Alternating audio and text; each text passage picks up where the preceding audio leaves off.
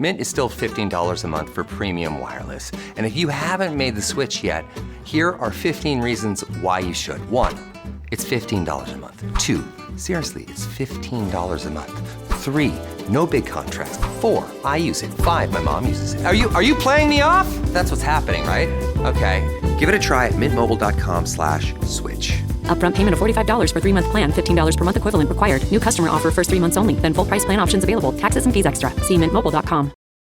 This episode is brought to you by LinkedIn. Healthcare professionals can lead their careers with LinkedIn. Discover jobs by specialty, preferred shifts, and even desired salary. From mental health therapists to radiology technicians, it's now faster and easier for healthcare professionals to find the right fit.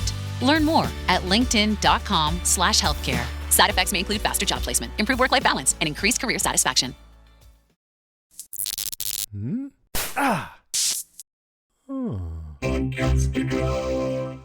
to think all that time you were sitting in my class. Well, most of those times. I always knew you could do better than a B-. Now I understand your energies were directed to the same place as ours, in fact. It's only our methods that differ. We use the latest in scientific technology and state-of-the-art weaponry.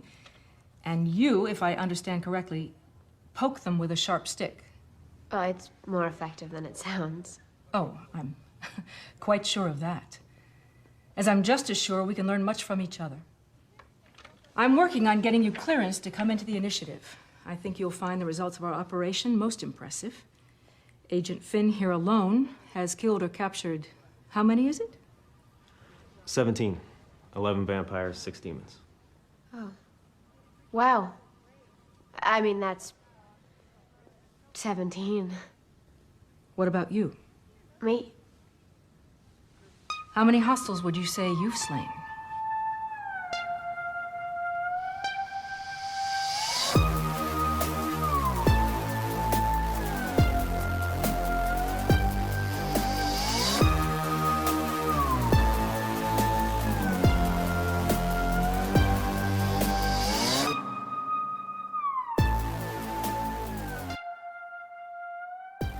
Hello, everybody. Welcome to Still Slaying, a Buffyverse podcast. I'm Penny. And I'm Dodie. And I'm Kara.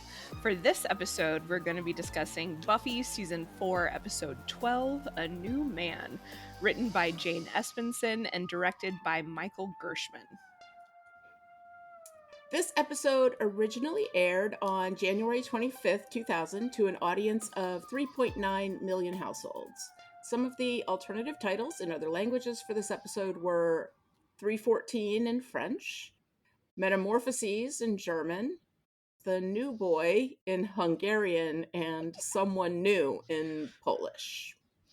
I think I like Metamorphoses out of all of those. Yeah, okay.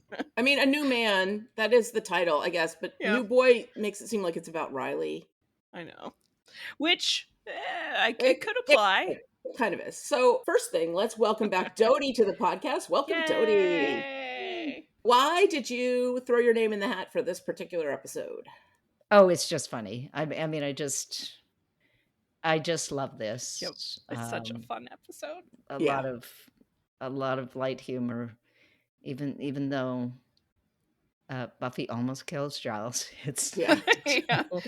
one of the Thank more goodness lighthearted that letter episodes. opener was not real silver. Yeah, thank God. It could have been real bad. And this is a stark contrast from the last episode you joined us on, so we'll be able to have more fun this time. Yeah, definitely. So let's go back to January 2000 and the new millennium and find out what was going on in the world. Goodness. This #1 song in the US took me back. It is I Knew I Loved You by Savage Garden. And I remember all of us sitting around at recess singing that song. Oh my and God, recess. I think I was 5th grade or 6th grade. One of those, whenever we had our breaks, we were all singing that song. And we were not supposed to be singing that song. The lyrics were not appropriate for 11 and 12-year-olds. And then the #1 song in the UK was Born to Make You Happy by Britney Spears. And the best-selling books, the New York Times bestsellers, Harry Potter and the Chamber of Secrets by J.K. Rowling is still the #1 bestseller in fiction. And we have a new nonfiction bestseller, and that is The Rock Says by The Rock, Dwayne Johnson, with Joe Layden as a co-author in the nonfiction section. Okay. I was not aware that book existed, but you learn Well, I'll something just new every run right out day. and buy a copy. I know. And then in the US box office, the same 3 films from the last time we talked about Buffy, actually, just in a different order. Number 1 right now is The Hurricane. Number 2 is Girl Interrupted. And number 3 is Next Friday. It's funny, the only one I remember seeing of those 3 is Girl Interrupted. Yeah, I remember seeing that in the theater, and I went with a guy friend, and when the trailers started, he stood up and looked around and then was like, "Yep, I think I'm the only guy here." All right, cool. It was pretty funny. The Hurricane is a boxing movie, and I don't know. I'm just not that into boxing movies. But yeah, I don't have a good reason for not having seen Friday or Next Friday. Those seem like sort of important late 90s turn of the millennium movies. So those are the ones that I remember from that time. No memory of that at all. They still hold up pretty well, I'm not gonna lie. They're entertaining. So during this week, on January 23rd, 2000, 1 million people rallied and marched in protest in Madrid against Basque separatist group ETA. On January 23rd, 2000, Dallas's Don Nelson became the 6th coach in NBA history to win 900 career games when the Mavericks defeated the Detroit Pistons 99-91 at the Palace of Auburn Hills. On January 23rd, 2000, a huge ice storm wreaked havoc in the southeast U.S. as fallen pines closed hundreds of roads from Georgia to North Carolina. The storm caused more than 500,000 homes to lose power. Wow. On January, it would, just another winter in Maine, but wow. Yeah. Yeah, the South, the infrastructure isn't built They were for it. not prepared. No. On January 26, 2000, 6-year-old Cuban boy Elian Gonzalez reunited with his grandmothers for the first time since he was rescued from the Atlantic Ocean in November. And his story is going to continue to dominate headlines for a yes. little while. Yeah. Also on January 26th, China issued controls on the internet and banned posting and dissemination of, quote, state secrets, close quotes, a vague term the government applies to any information it has not approved. That sounds like it's coming soon to a state near you. I know. This is freakishly appropriate again. On January 27th, President Bill Clinton delivered his final message to Congress in his State of the Union speech as he hailed the nation's record prosperity and proposed modest tax relief for lower and middle classes, especially for married couples. Yeah, it was such a hopeful time. Yeah. The economy was smack in the middle of the dot-com boom, and people were like becoming overnight millionaires and stuff. It was crazy. On January 29th, Karl Malone of the Utah Jazz becomes the 3rd player in NBA history to score 30,000 career points behind only Kareem Abdul-Jabbar and Wilt Chamberlain. That is rare. On January 29th, more than 130 nations established the first global treaty regulating trade in genetically modified products. This allowed countries to refuse to import certain items that may threaten the environment. This was huge news at the time. Yeah, pretty sure we pulled out of that treaty. Recently. Anything that helps the environment. Yeah. There's a lot of genetically modified fruits and vegetables in U.S. agriculture and in our food supply. Not all GMOs are dangerous or bad for the environment. Like anything, They do get a it's bad about name. how you use the tool, not the tool itself. Yes. But it is true that produce in Europe tastes better. That is true. And wine. Yeah. And coffee. Oh my God. Yes, the coffee. The Oh, coffee is gosh. so much better when you get out of the country. And I don't know if that's psychological Who or knows? actual. But whenever I'm in another country, I'm always like, why is the coffee so much better? Like, It's true. It may just be the fact that I'm in another country. yeah, like I think that a large part of it is just the joy of travel. It's psychological. I remember having that sensation at an airport in Argentina, and I was like, this is airport coffee. Yeah, but Airport Argentinian coffee. coffee is. But I was like, it's South pretty America, tender. so it's better. It's like I had Imagine a it's fresh. slice. Yeah, I had a slice of pizza from a cart in a train station in Rome, and I was like, this is the best pizza I ever had. I'm never going to an American restaurant again. From now on, Rome train station is the new bar. That sounds nice. Again, I don't know how much of that is psychological. So when Kara and I finished recording our last episode, which had some pretty heavy topics included in it, I joked around. I was like, this next time, I won't be able to find anything political to say. And guess what? Yeah. So That's funny. let's get into our main conversation. Dodie, as our guest, would you like to start us off? There are some interesting developments in this in terms of people's relationships. I think I'll start us off with my favorite pairing in the episode, which is Giles and Spike. Oh, yes, delightful. I just really loved the bringing together of Giles and Spike. It sort of goes back first to Spike realizing as he's moving out of Xander's basement,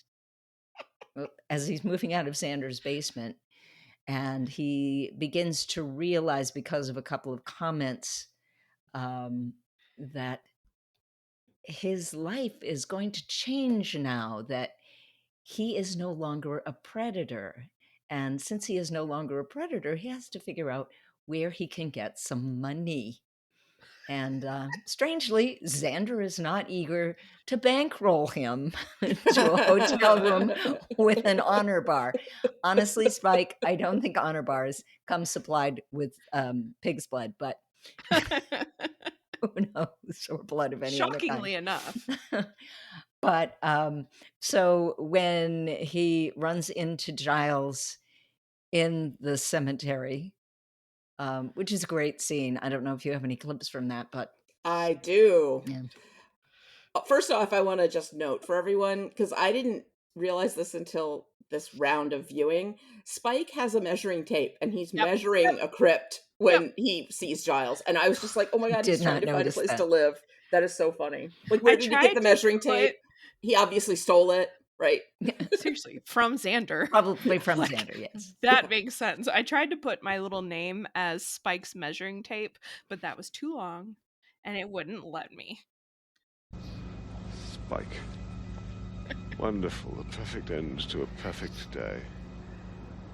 Giles? Go on then, let's get on with the fighting. You understand me? Of course I understand you. I'm speaking English? No, you're speaking Fioral. I happen to speak Fioral. And by the way, why the hell are you suddenly a Fioral demon? You just come over all demony this morning? As a matter of fact, I did, thanks to Ethan Rain. You have to help me find him. He must undo this, and then he needs a good to being killed. And I'm supposed to just help you out of the evilness of my heart? You help me, and I don't kill you. Oh, tremendously convincing. Try it again without the stutter. Money? I like money. I could pay you money. So cute. I like money. Oh my God, it's so great. He needs a good being killed. Yeah. He needs a good being killed. It's such It's like, yes, Giles, you tell him. I mean, Giles was already in a bad mood. Poor Giles. When this happened to him. And one of my favorite style things that they do in the Buffyverse a lot is the last line in one scene plays on the first moment in the next scene. And this was a great one because Giles says, I'm going to feel like hell in the morning. And then and then he wakes up a demon. It's just Worst hangover imaginable. Yeah. I love Poor that guy. Ethan was like, when you were in the bathroom, I put a poison pill in your drink. And then he's like, oh, just kidding. Yeah.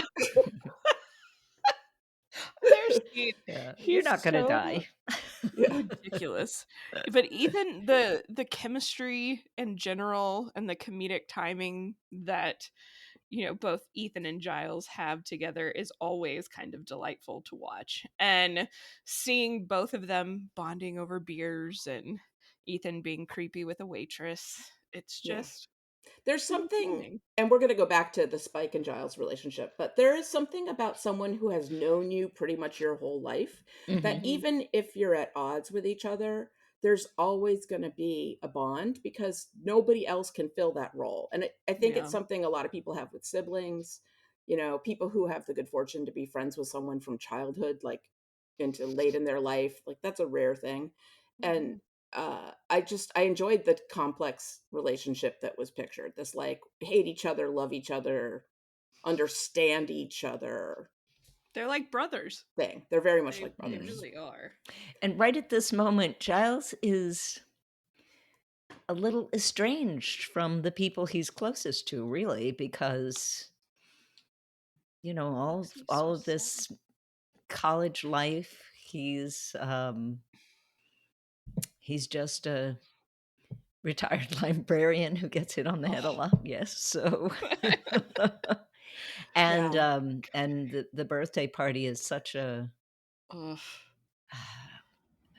kind of fish out of water moment for him. It's so awkward. It's that I awful. think that makes him not quite want to leave this evening with getting drunk with Ethan, even though he knows it's really it does not bode well that Ethan is in town. Yeah. It's But he's got never that good. connection, and poor Buffy just putting her foot in her mouth a couple of times, saying, like it's like, oh well, maybe we should have invited Professor Walsh, clearly feeling a little bit insecure, and Buffy's like, oh, she's like 40, she has better things to do than hang around a bunch of kids. And Giles is standing there, about 40 with a Oh, room and of she's the college smartest person I ever met. Oh, I know. I was like, Buffy, how can you say that to him? Talk about a stake through the heart. That was his facial It expression. It reminded me of that Friends episode where Monica meets, like, there's some new guy, Jeffrey, at work, and she says in front of Chandler that he is the funniest person she's ever met. Oh yeah, and Chandler it's gets deeply just like, deeply insecure about it. yes, and spirals. It's the same type of thing. It's like, Buffy, come on. That's his thing, is being the smartest person. Being Like the that's smartest his person in the room. shtick. Poor So guy. later, when he goes to Maggie Walsh's office, when he's looking for Buffy, and he doesn't yet know that Maggie is involved with the initiative, do you think he did that whole Theseus and the Minotaur? I feel like it's, I'm in a labyrinth thing because he was trying to look smart in front of her. Yes. Yes. I don't think that was just awkwardness. That was Giles trying to be like, it's like, I I'm can one be of smart you. too. Yeah. But it's so weird. Like, I don't know if I've had this thought watching this episode. It's been a while since I watched it. But he walks in and is immediately like, I'm one of Buffy's friends. This, adult man. Oh, I'm her old high school librarian. I was like, that's not making it better, Giles. No, yeah, really. It looks really suspicious and weird. I was like, initially I was, oh, Professor Walsh is being so rude to Giles. But now, as an adult, I'm like, no, that was about the appropriate reaction. She has no idea who this man is. Or I still think she was very rude to him. Oh, well, she's so rude. She is but she's she's incredibly condescending. And intentional. She uses her knowledge of psychology to put anyone in a room with her a notch down. She is always taking people down. They are a notch down. Yes. Oh, yes. And she makes sure they know it. The smartest person in the room. I'm looking for Buffy Sellers. I'm a friend of hers. And I was her high school librarian. I'm sorry, Buffy's not here, but if I see her... Buffy's been very influenced by your cause. She quotes you quite often. Sometimes she sounds a bit like an introductory textbook herself. I don't lecture from the textbook, but I'm glad she's inspired by the material.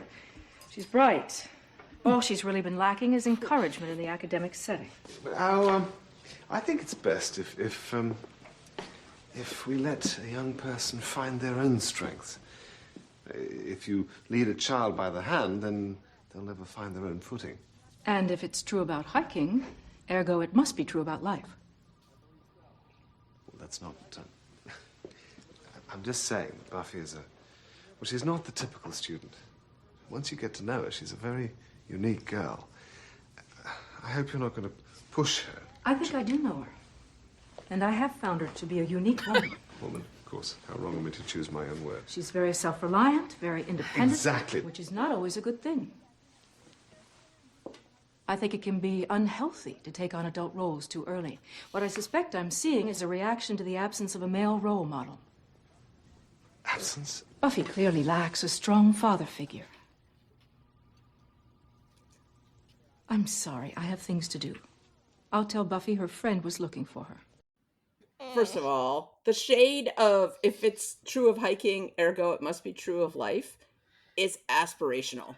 That is so witty and funny and quick in the moment and cold and mean. It is very cold. So mean. I admire it. It's well said. It's poetic. Oh, chef's kiss. I was thinking about what this is doing to Giles, and I made a little something. Buffy clearly lacks a strong father figure. The absence of a male role model. Buffy clearly lacks a strong father figure. Strong father figure. The absence of a male role model. Strong father figure. Strong father figure. Strong father figure. Male role model. Male role model. Male role model. Strong father figure. That's all. I threw Miranda Priestley in the end. Yeah, there. I was like, I know that snark. Yeah. Yeah, I so have a good. lot of notes on this conversation because Oh.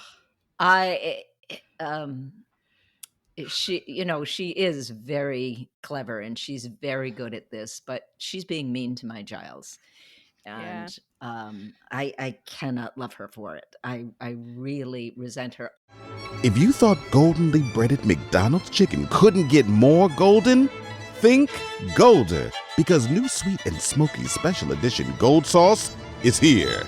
Made for your chicken favorites at participating McDonald's for a limited time. Also, Giles is showing in this conversation some real growth in his relationship with Buffy, because he started out thinking that the ideal situation was for Buffy to do exactly what he told her to do. And he found out very quickly that that's not necessarily the best way to use Buffy as a slayer.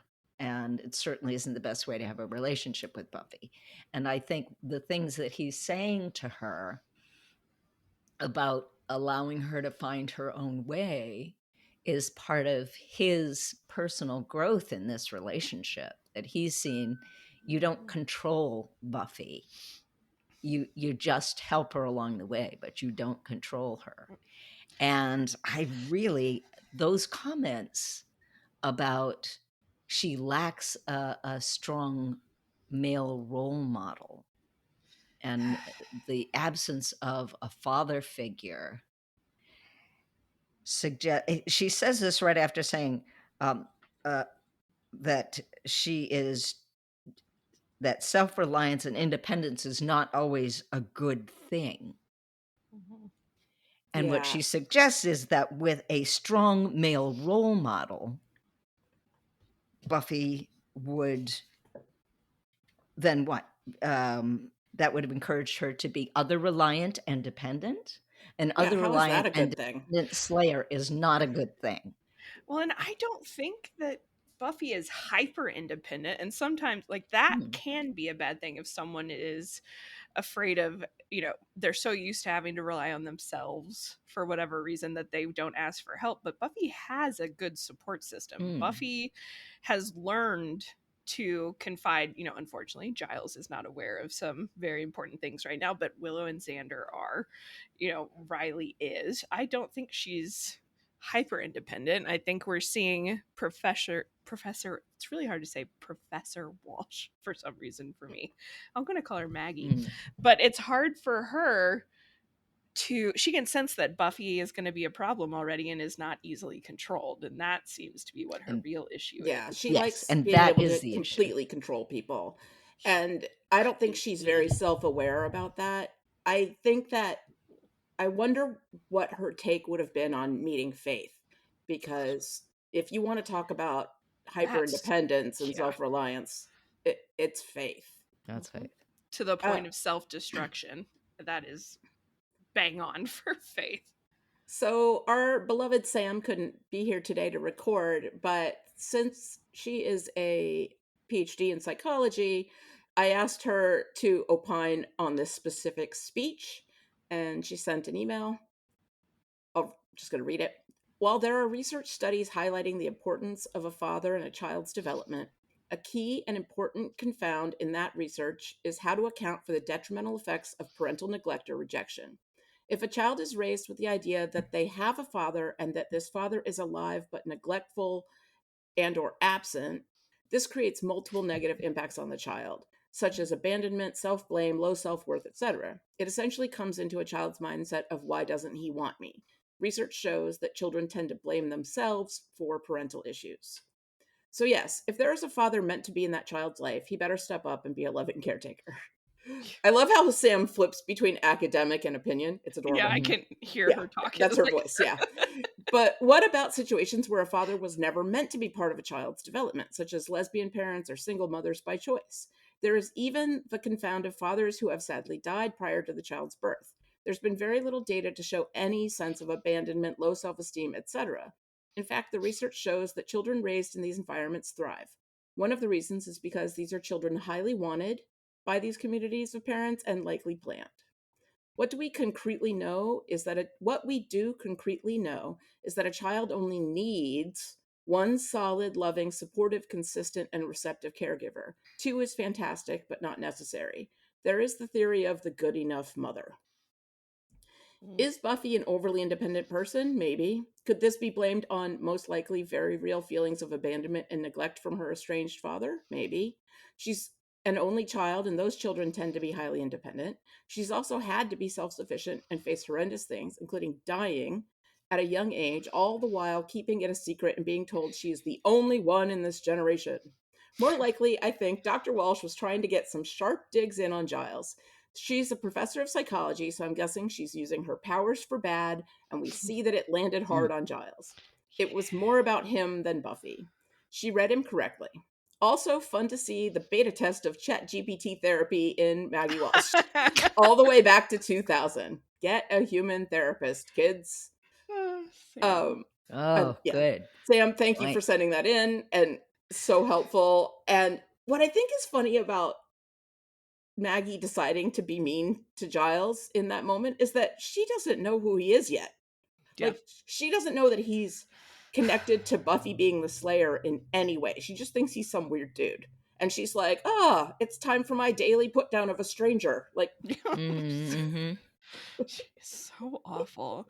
And poor Giles. And what's interesting, and I don't know if this was me overthinking, but I kind of see it too as, these two worlds colliding, almost akin to on Lost, where you had Jack representing kind of man of science and you had John Locke representing man of faith. And sometimes you just wanted to shake him and be like, no, you're both right to a certain extent. Like, we need both of these things. Where Giles is, represents the magic and the Watchers Council and this kind of historic magical approach to fighting demons. And then you have Maggie Walsh, who is purely coming from a scientific and militaristic background, and it's a nice little foreshadowing of the clashing of those two worlds and what's to come. Ugh, Maggie. Yeah, Maggie. That's why it's so satisfying when he gets out of that car. Oh, yeah. And chases love her. it. Yes. Love it. And I watched the episode with headphones on because there was a lot of noise around here. And for the first time, I noticed that when he gets back in the car, Spike is laughing his butt off. Yeah. Like, that is such Spike's sense of humor. Like, haha, Giles has turned into a demon and he's chasing this woman he hates. Yeah. He's like, let it out, man. Like, go for it. Like, he's so happy. bringing it back to Spike. So they meet up in the graveyard. They agree on money, and A whole then $200. $200, which is just these days that's just not a lot of money. But in 2000, it was a little bit more. It was enough for Spike to get, and he's also like, he's used to living He's so old too. in a crypt. He's just like, $200 will buy a lot of blood. He's not even thinking bigger than that, but blood and smokes. Yeah, blood and smokes. But then he's like, okay, so I guess I'm gonna run and tell Buffy what's going on. And Giles is like, no. Yeah. I want to solve this without Buffy ever knowing about it. And the fact that he was willing to say that to Spike shows how much he doesn't want Buffy to know about it and how embarrassed he is. And it's all part and parcel of his insecurity of being like, I'm not part of the main group. Buffy doesn't need me anymore. She's moved on. She's even got a new leader. She's likes this Maggie woman. Like, he doesn't want Buffy to know that he made a mistake. Because he's I know we all love Giles. Because he's feeling out of the loopy. Yeah. I feel so bad for him. It genuinely makes me feel sad watching this episode and watching the hurt on his face at the surprise party and Buffy not even registering at all. And then, not to mention when he realizes that he's been kept in the dark about Riley and the initiative, that's just kind of knife twisting. And when he's like, so. Spike knew? Yeah, Spike? that had to hurt. So Giles' hatred of Maggie is very entertaining, right? He's usually such a mild person. He gets along with everybody. He hates her. And I'm very entertained by it. I loved how bitter he was when he went to try to deal with the prince of whatever with Xander and Willow. He's all like mutter. Oh, there's gonna be chaos. See how you like that, right? He is cranky. Yep. But I do not appreciate his gendered insults.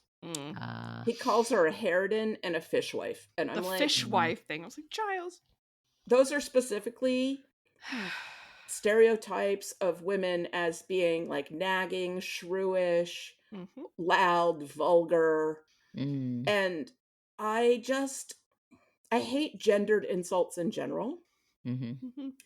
I think that the stereotype of the shrew is usually just a cover for an intelligent woman who won't take any crap from someone. Yeah. A la Kat in 10 Things I Hate About You. Yeah. Or going back to Taming of the Shrew. The original, what is her name? Kathleen? Yes. Catherine. And yes, it's complicated because Maggie is awful.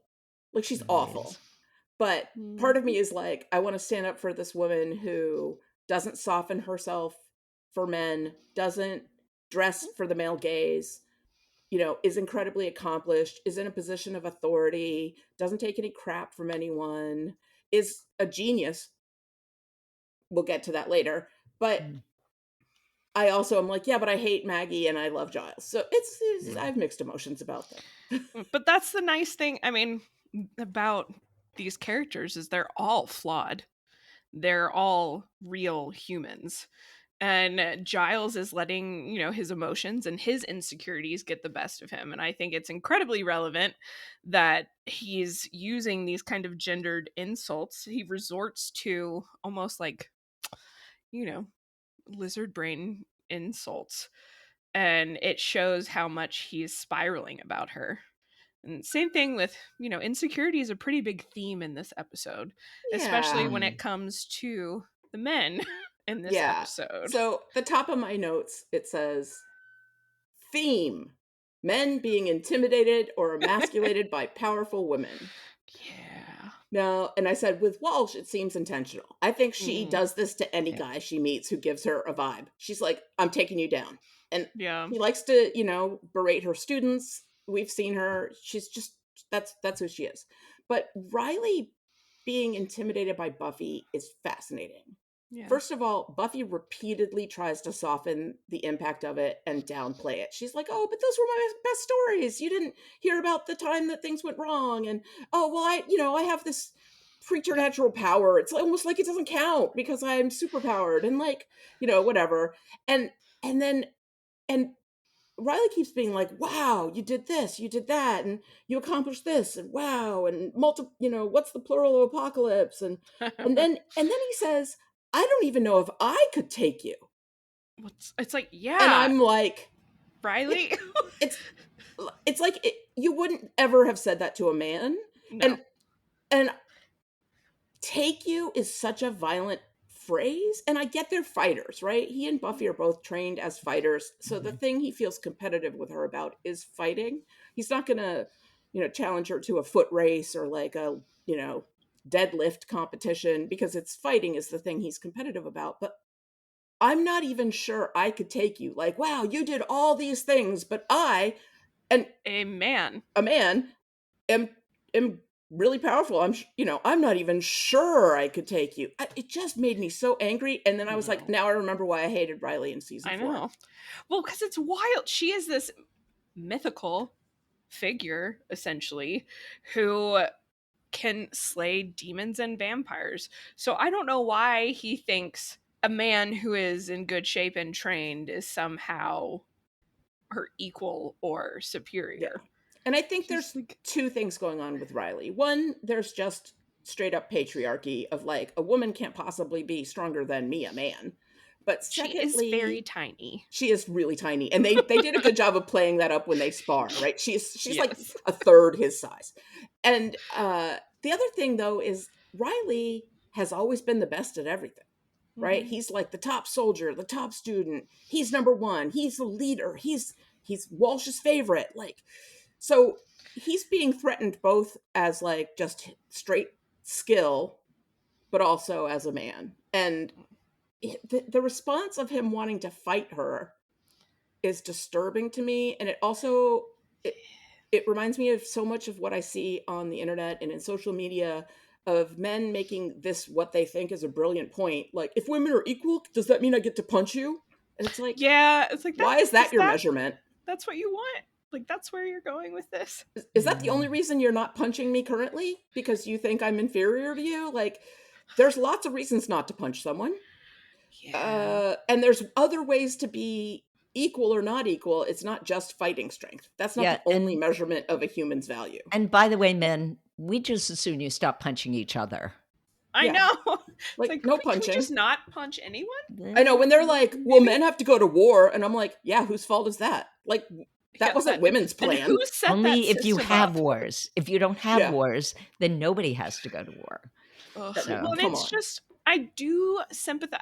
I cannot stand Riley, but I do sympathize with this reckoning of, he was a big fish in a small pond, I'm sure, in Iowa. I'm sure he was golden boy, and then he gets out here and everything he thought he knew is kind of unraveling in front of him. And I understand having that sort of insecurity, but he does not handle it well. We'll see that a little bit more going forward in the season. But one of the most interesting, the kind of sexual aspect of things when Professor Maggie brings up how many, what does she call them? Hostiles he's killed. It's like a total of 17. She's so smug. Yes, she's so smug when she asks that question. It's like, that's a busy week maybe for Buffy. She's killed hundreds And that's killed or captured. of them. Yeah. Right. And then with on top backup, of that, with weapons, with the power of the military behind him. The number thing, like, what's your number, just reminds me of the conversation between, if you're dating someone, it's like, well, how many people have you slept with? What's your number? And Riley is inevitably comparing his number with Buffy's number and feeling insecure. And it just... But he's not even sure he could take her. Yeah, that's well, and I'm not crazy about the fact that and there's a moment in the episode also where Willow kind of calls Buffy out a little bit on this. She does it in a supportive way, because she's saying, well, you're doing what you have to do if you don't hold back. And she says, well, I did hold back a little. But it's not just that she's holding back a little, but that she's still making herself in this smaller. relationship, making herself smaller, because she's part of her is still a well-trained cheerleader, Mm-hmm. high school girl who has learned not to be smarter, not to be stronger. And in defense of Riley, somebody has to defend Riley. And I am a fan of Riley. I was not a fan of the relationship at the time because Angel, but although not as strongly as I was not a fan of Kate, but in defense of Riley, he has been raised right because he is at least intending to support her strength, to support what she is. And he says to her in at the end, he says, "You're strong. You're like super strong, like Spider-Man strong." She said, "Well, I don't stick to things, but yes." And he says, "I like it." Yeah, but then he says, "But give me a week and I'll take you down." And I'll take you down. And going back to the "I'll take you" comment, she says that depends on your meaning. On your meaning, whether you can take me. But the take me language isn't the greatest, is it? But we have to remember that this was also 2000. Yeah, it's dated. And it was JW. Introducing the perfect companion to your morning listening routine. AG1's clinically backed formula is now flavor-packed with 3 new delicious flavors: tropical, berry, and citrus. Start the day on a high note with probiotics that taste like the tropics. Mix it up with micronutrients that taste like berry or citrus. And take it all the way back with the classic, AG1 Original, with notes of pineapple and vanilla. Do your health a flavor, or 4, with AG1 Next Gen, the daily health drink. Learn more at drinkag1.com. Well, she's also doing what women have done for centuries. When they're presented with someone who's getting aggressive with them, she flirts. Yeah. Right? Yeah. She changes the subject to romance, flirting, sex, and it distracts him. And it's only later when he witnesses her strength again that he has to go back to he's like, "I like it, but give me a week and I'll take you down." Like, he can't like it too much. If that's his response to it. It's like, he's raised in America in the 20th century. He's exactly who we were taught as women to look for, right? Yeah. He's a nice, quote, nice guy, right? And he does support women, but not enough for them to be better than him. There are so many real world examples from, my friends' experiences, my experiences that this episode brought forth. Yeah, but, me too. The most simplistic one that I could think of, or the most podcast friendly one I could think of, is my ex-husband and I, when we were dating, we were long distance and we would play Words with Friends all the time. And I would beat him by an extreme amount every single game. And at one point he said something, it was like, you could at least let me win every once in a while, like spare my masculinity. And I was like, no. I was like, that's not who I am. And that was an indicator of some other issues that I should have paid attention to. But I remember that, and I was just like, why would I let you beat me then? Like, what are you talking about? Yeah, why would I let that's you just win? lying. That's all that is lying. So I had titled this point in my notes, "Don't dim your sparkle" versus patriarchy. And I thought it was just really interesting timing after very recently, Charlie Kirk, who I don't know why I have to know who this person is, but Charlie Kirk came out about Taylor Swift's engagement and was all, "Well, Taylor, now you have to submit to your man. You're not in charge." And it's like, first of all, if you have to tell her she's not in charge, she is in charge. Secondly, Charlie Kirk, it has nothing to do with you. She's not engaged to you. Thirdly, I have never seen Travis Kelce say anything about her that made me think that he wanted her to dim her sparkle, like, even a little. He is so, like, I can nerd out about this and I'll contain myself, but on their podcast, when she was a guest on him and his brother's podcast, she was using, quote unquote big words, and he was like, "She's so hot when she uses big words," like, and he was throwing confetti in the air to announce her album. Like, that man is so proud of her and supportive of her, and exactly who she is, and Charlie Kirk just can't stand it. He's so And insecure and so ridiculous. I hate Charlie Kirk. I'm just He gonna said, say "I that. can't wait to go to a Taylor Kelsey concert," is another thing that he Yeah. said. I was I like, saw "All a right, great bud." response to that was, why would she take his name when Travis Swift is the best name ever? Right, for a football player too. Like, that sounds like a hero in an action movie, like Travis Yep. Swift. Like, I think he would think it's hilarious too. Like, he would have and no cool. problem joking about that, which is Yeah. why he's secure in his masculinity. They are very much Buffy and Riley, the two of them. Like, he's an amazing, great, accomplished football player and celebrity, but she's Yep. Taylor Swift. Like, Yeah. he's Ken, she's Barbie, Riley is Ken. I'm sorry, but he's Ken, and Buffy is Barbie, and that's just, sorry, man.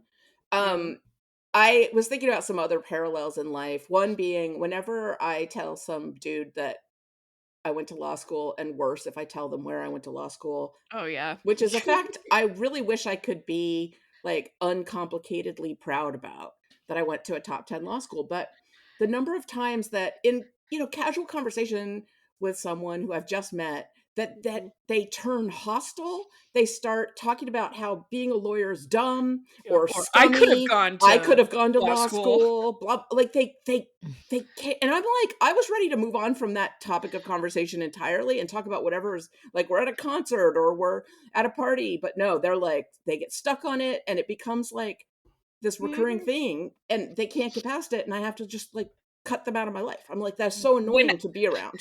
When I tell people about you, I tell them where you go to law school every time. Thanks, Kara. Like, That's it's my very friend supportive. Penny. I was like, she's amazing.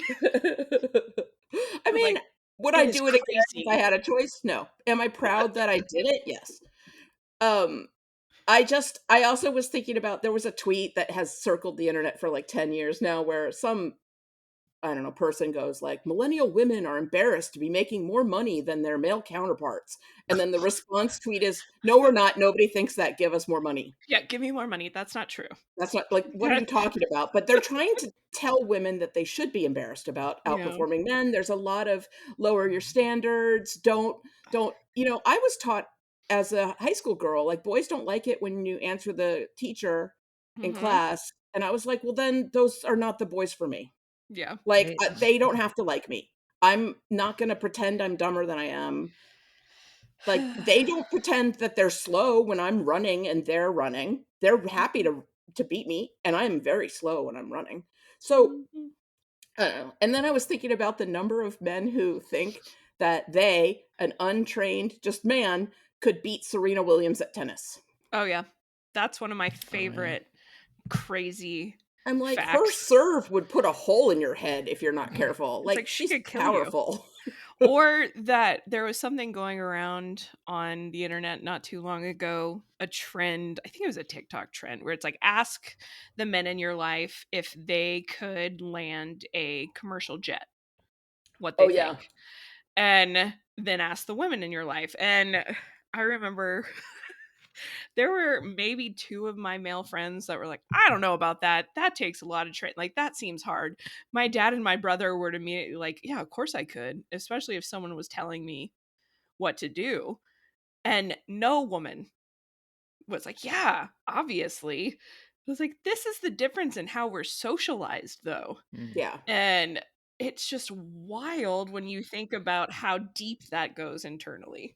I would still want the less secure woman who took the task seriously to take over a plane that was crashing than some man who's like, no problem, I got this. Yeah, it's like, I can do it. Just my confidence level alone.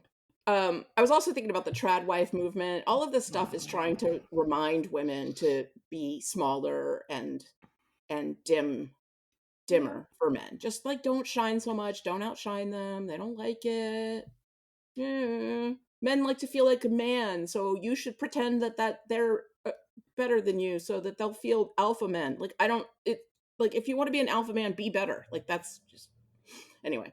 That was that was the part of the episode where I was like, guess what? I'm going to go ahead and get political because it is political, right? Like, this need in the patriarchy for men to dominate women, and this feeling that they have that it's the natural order and that they're owed this position in society is the reason why we've never had a female president. Yeah. Yeah. Oh. And why we're getting, well, as we talked about last week, regressive social policies coming out of the right wing, right? It's all in order to control women. It's like if it was the natural order of things, you wouldn't have to force it. Yeah. If it was exactly. natural, you don't have to force it. And with Riley, it is frustrating because if he was able to, embrace Buffy's strength and her gift and her being stronger than him, then he could have been a great partner for her. Yeah. But it unfortunately just kind of ends up eating him alive. And Well, he can never spoilers. quite get Spoilers. Sorry. We'll talk about that at the end. Yeah. Yeah.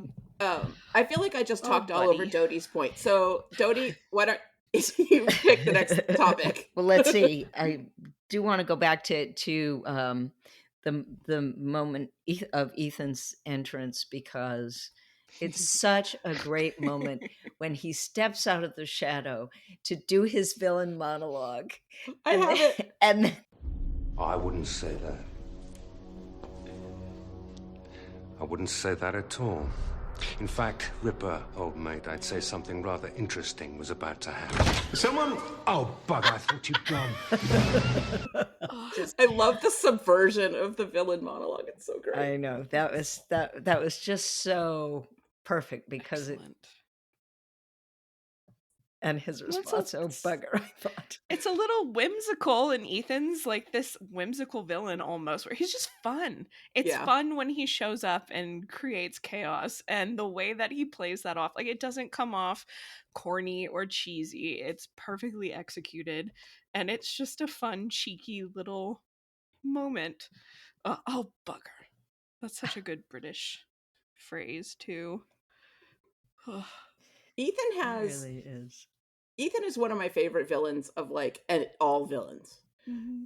Because he truly, I mean, they gave him this story. He worships chaos. And so every time he's on the show, it's just like, how can I toenail things up in a way that will be the most amusing to me personally? Like, he doesn't, like in Band Candy, he was being paid by the mayor. But he would have done that for free. Oh yeah. Mm-hmm. He doesn't have a master. He doesn't have an agenda. It's just, how much chaos can I create? And ha ha ha. It's delightful because he could go in any direction at any time. He's impossible to predict because all he wants to do is make things crazy. He doesn't have an end game. But you can't get in the way of his plan because he doesn't really have a plan. He's just this overgrown child kind of playing with toys, except instead of toys, it's real people. And creatures. And he's and that can go to the point of death, because he at one point in the story is really attempting to have Giles killed as a demon. Really if he can't have him permanently be a demon, he wants to have him killed. Yeah. Because he's ultimately selfish as well, right? He only cares about Ethan. Ugh, Chaos and Ethan. That's it. But getting back to Giles, Giles and Spike in the car, and I feel like Giles's car is like a character in and of itself. Yeah, the Citroen. He makes so much fun of it. I think Spike says something about. I can't remember now how I didn't write it down, but he talks about it as if, I feel like I'm. Oh, it was a reference to the size of the car, how small the car is, and it's funny because Giles barely fits into his own car at this point, but he's making fun of the car, like, why would you buy this car? And, why would you? Trying to. Yes. And doesn't Giles say something like, it's a classic? It's a classic, yes. It just makes him sound old again. Yes. Then another moment that I loved was when the pursuers come up behind him and Spike says, you've picked up a tail. And Giles says, yes, just a little one. It hurts when I see Yeah. it. That is a good moment. Their exchanges are so funny. Like, what is it when he says something about, they're talking about the car. He's like, it's perfectly serviceable. And Spike goes on his Oh, I have that. You want to little hear it? spiel. Yes. Like, what was that? Did you growl? Funny hearing a Fjarl demon say serviceable. Had a couple of them working for me once. They're more like to crush. Crush now. Strong, though. You won't need a jar you can't open for the rest of your life. What was that? Did you growl? I love that. Listen, about this Fjarl demon. Do I have special powers? Like setting things on fire with my sizzling eye beams? Well, you got the mucus thing. What? Mucus? Paralyzer mucus. Shoots out through the nose. Sets up fast. Hard as rock. Pretty good in a fight. Are you making this up? Maybe. But hey, you feel a sneeze coming on. You warned me. That's awful. Everything It's like a about that Dilophosaurus. conversation is hilarious. It is. And then we find out later when the Scoobies are doing their research that in fact the mucus thing is real because Willow says, oh, and mucus. Oh, so gross. So he Poor did not Giles. make that up. Like, of course Ethan Rayne would pick that kind of demon to change him into. Like a dumb demon, right? Because So Giles has a little bit of I'm better than you when it comes to Ethan, the same way Maggie does with apparently everyone. And Maggie and Ethan would be an interesting pairing. But so he wants to bring Giles down a peg in addition to wanting to sow chaos. It's like this little extra jab for him because Giles is the only one who's ever like stopping his plans with Buffy. And it's just so sad. It's almost like, one of those nightmares that you have I've had this nightmare where you're trying to talk and no one can either hear you or understand you. And poor Giles speaking Fjarl, when he is trying to communicate with Xander and any of the other Scoobies or anyone else around him, nobody can understand him, which of course is kind of nail on head for how he's feeling in real life, that he's not able to effectively communicate with anyone anymore. He might as well be speaking another language. And I just, it's such a clever way to explore Giles's loneliness and his almost, it's not quite a midlife crisis, but I suppose to a certain extent it is.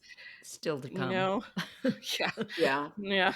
But it's just such a, I really like the way that they portray it here. It's comical and it's effective, but it really gets the point across. I love that Willow's sensitivity antennae are always out, and that she's the one that recognizes just what Giles is feeling through all of this, and she's seeing it happen in real time. And she tries to sort of warn Buffy about it, but Buffy is a girl in love, and I'm using the word girl intentionally, even though she's 19, that she is smitten and she's in love with being in love. And those early stages of a romance, when you meet someone and you spark with them and they like you and you like them, and it hasn't gotten real yet, and you haven't had your first fight yet, it is intoxicating. And that's exactly how she is. And Willow even says it. She's like, you should always have a new boyfriend. You're so fun now. When she's talking about that. Like the waffles. Pancakes are so stackable, and waffles, they have places where you can put things. And but like when Willow tells her, you didn't tell Giles that Riley was a part of the initiative, and Buffy's like, I'm sure I did, right? And Willow's like, no. And then she even then says, well, I'll tell him tomorrow. I was like, can you just call him? Can you just go call him right now? Willow just told you he's upset now. With Riley, and I love Willow's response. Oh yes, because that's what you do on days when the Earth revolves. Yeah. Yeah. Oh, Willow. She is not a huge Willow episode. We just get a little bit nice of moment. Willow and Tara. Yeah. There's some tension between them in that scene with the rose. Very electric. Yeah.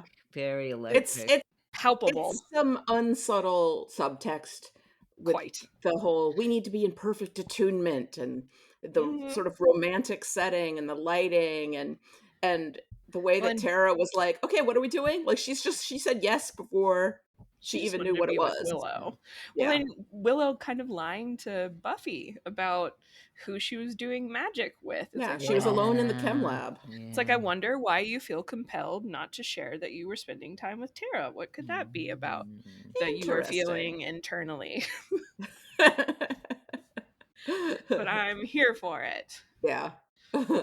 I did love Tara. I loved her delivery is so great sometimes when Willow's like, okay, now the hard part, we've got to get the petals off like one by one. And then of course the rose goes crazy and burns to a crisp. And Tara's like, well, the petals are off. Yeah. Like we did it. It's great deadpan delivery. I imagine I in love the Tara. early She's days of funny. magic. Yeah, she's a wonderfu addition to the cast. Although she's not officially part of the like opening credits cast. She has a completely different vibe from the others. Very much so. I kind of just want to give her a hug. I feel like she would give really good hugs. Yeah. Like, and she's just so she just seems so genuine and innocent to a certain extent. And I mean, everyone's jaded, obviously, especially we know better in Sunnydale. But there's just something that's so sweet about her that she really adds to the group, because Anya is a great addition, but she's like some saltiness that's added to the group. Her She's on the snark complete other side of the spectrum. Tara is it's shy and fantastic. gentle, and Anya is aggressive and caustic. But they both bring dimension out of our main Scooby Gang in really nice ways. Brilliant. Yeah. And they sort of enter the cast at the same time. Well, not exactly the same time. And Anya makes a nice catalyst for information. She's very strategically in this episode. She starts. She just really makes Giles feel like he's boring and old. Yeah.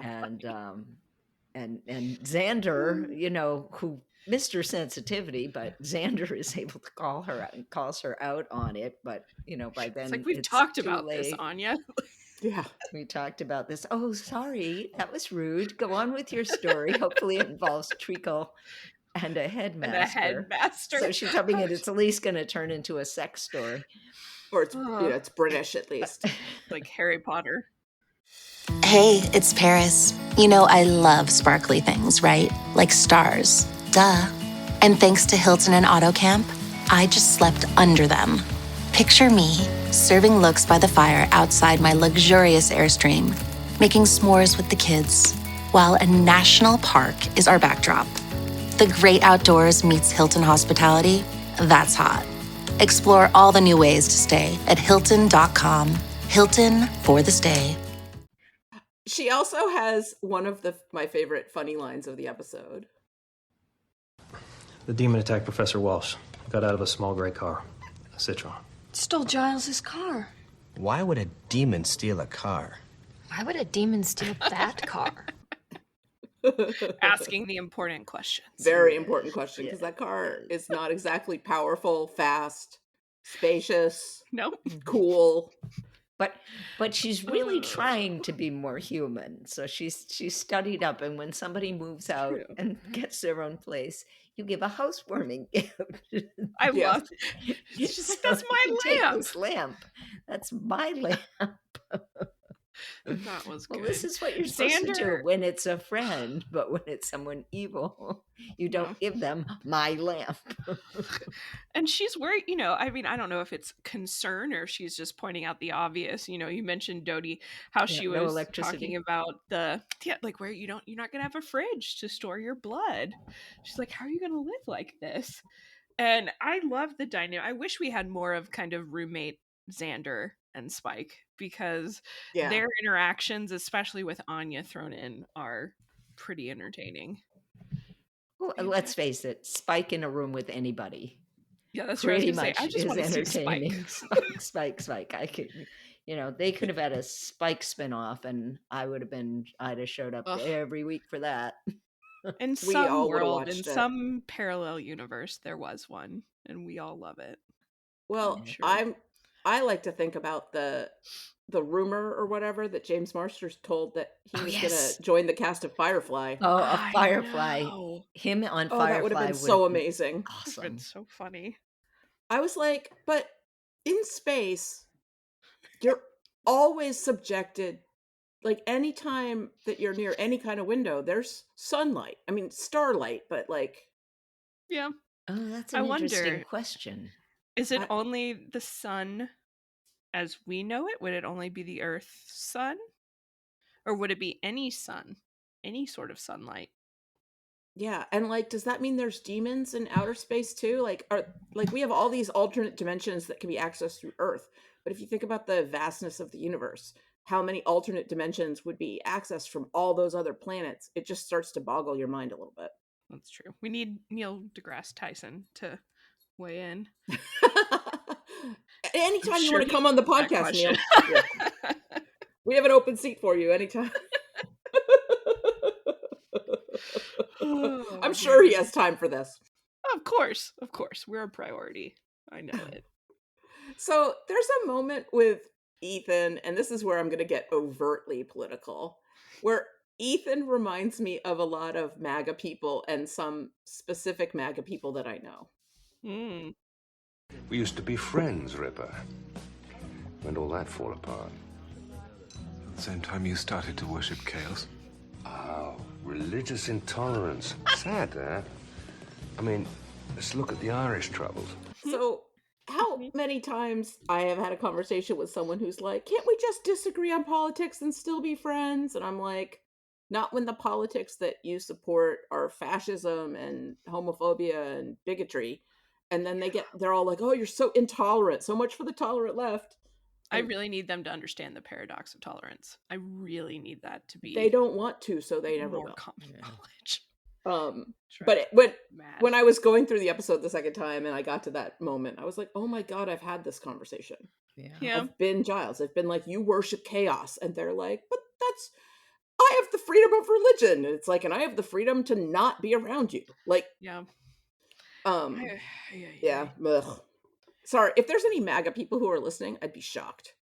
Actually. Yeah. And I've offended you. That's... I'm sorry you're offended, but I don't not mean what I said. You mean MAGA first-time listeners, because it would have to be. Yeah. Well, I think we have some conservative leaning listeners, but I do not, not Republicans and conservatives do not necessarily always equate to MAGA. Right. There's definitely people who are not MAGA who are Republicans. Those are my parents. Yeah. That's one thing that I'm very proud of them for sure. But we don't make it a secret that we get political and we're very opinionated here. And I had the same thought. I remember being told a couple of times that I was we were persecuting Christians if we didn't want to be friendly or as friendly with someone who supported MAGA or wore MAGA. And I was like, that's not what this is. Yeah. I don't think you know what that word means. Yeah, as if that were the definition of Christianity. Ugh. Or persecution. Both. Yeah. It's like, all right, guys, this is fun. But I had that same thought listening to that conversation. I was like, oh, this sounds familiar. Yeah. And of course, Ethan and his character, it makes complete sense. He's like, how dare you? Yeah. Like this is a you problem, clearly not a me problem. By the way, I poisoned your drink. Yeah. He's delightful as a villain because you're so excited when somebody gets to punch him in the face. It is interesting though that he gives Giles the whole like, we're just a couple of old mystics, we're just a couple of old sorcerers, and he's like, there is something going on that's beyond chaos. And it's got the demons scared. And then he's like, it's the kind of scared that turns into angry. And I'm like, oh, we're back to MAGA again. But like, if you're nicer to the mean people, maybe they won't be mean to you. You're really making it worse by being upset that they were mean.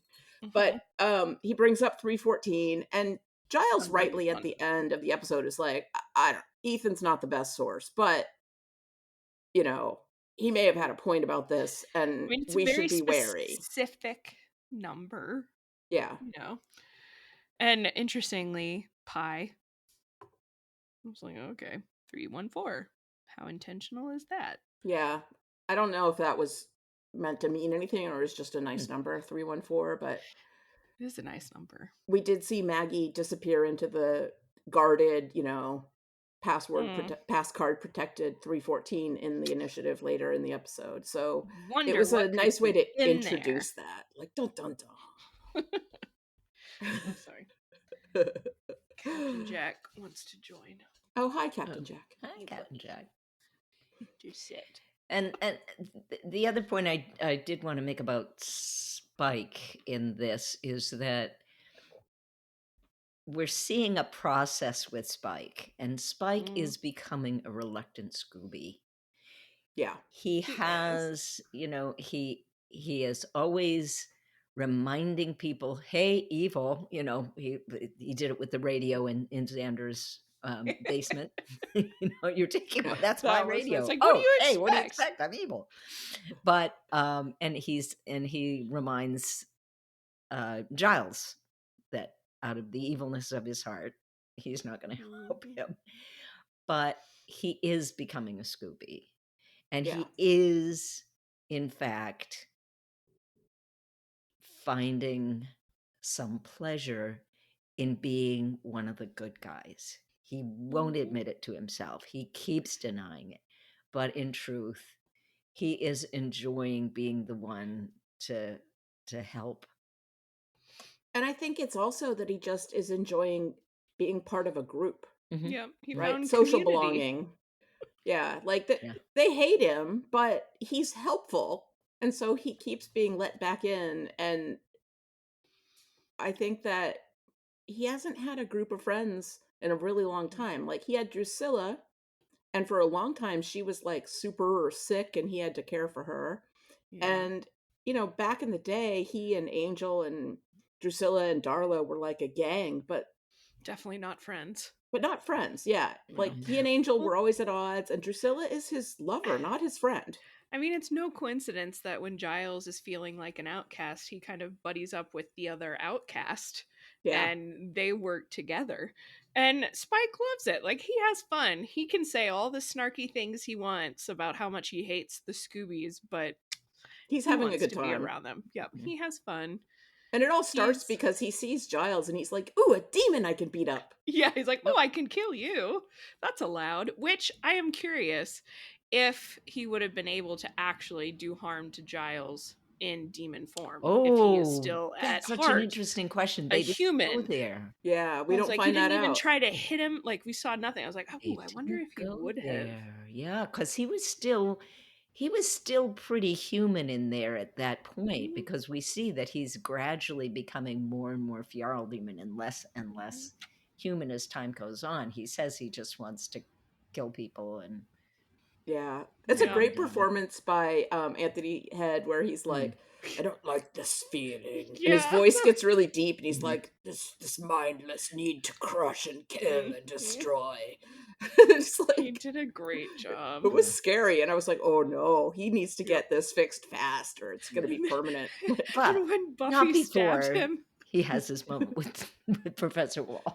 It's such a great moment. So funny. Good. It's so petty, and he's interrupted in his whining and complaining. He's like, oh, stop the car. Like, yep. As he is talking about how he is still a human with a conscience. With a conscience, yes. And the glee that he has that he's going to be able to do this to her is so childish and yet so delightful. Like, of anybody, maybe only Snyder deserved that more. Yeah. And it's very human. It's so petty. And it's just like, all right, you're still in there, Giles. And I think he would have done that any chance he'd gotten.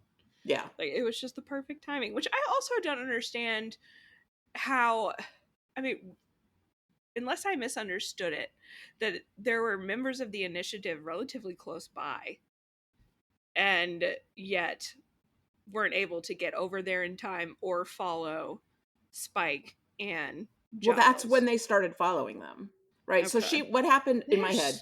He attacks her. He gets back in the car, and she immediately contacts the initiative and is like, a demon just attacked me at such and such location. That's right. And they like scramble to get there. And that's when Spike is like, you picked up a tail. The tail. And then the extra $100 so that Spike will lead them in one direction and Giles can go in the other direction is great. Oh, it's so good. It's just, Spike is so, in that moment, he's not like, well, you know, they're going to come after me then. Like, make it worth my while. Like, I don't know. Spike would have been a good lawyer. Yeah. He would have been fun.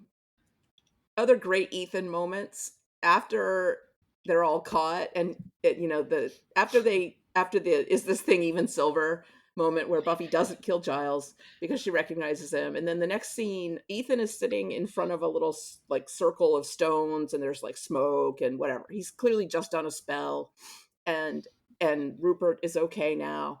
And he says, I really got to learn to just do the damage and get out of town. It's the stained gloat gets me every time. I love that because it's so true. It does get him every time. And then we get to notice that Giles is wearing Ethan's clothes and he's wearing that shirt. Just the worst shirt. Turn of the Millennium club guy shirt. It's it's so ugly, but it's shiny and it brought back memories. Yeah. It reminded me of a shirt that I had from like Limited 2. Ooh, Limited 2. Nice. Yep. It's very shiny. Just reminded me of a lot of bars and dudes that I met around this time when I was living in New York City. And were they also wearing many gold chains around their necks? Probably. Oh, probably. I don't know. Ugh. All right, Kat. And then, Ethan is all like, he doesn't even learn then. He's like, I can't stay and gloat. And then he's like, gloating. I'm a human. You can't kill me. And Riley is so happy that he gets to step in finally and do something helpful. Yes. Like, I can help, which is a very, very satisfying use of Riley's military powers. Yeah. I will say. And then Riley, who's already been embarrassed about like blowing confidentiality and military secrets, is like, they're going to take him to a secret detention facility in the Nevada desert. In Nevada. I wonder what could be in Nevada. It's probably got a number like 51? 51? Something like that. I was like, that was a not need to tell moment. He could have said they're going to take him to detention. Yeah, he's just trying to impress. But he's trying to impress Buffy and Giles a little bit, I guess, but mostly Buffy.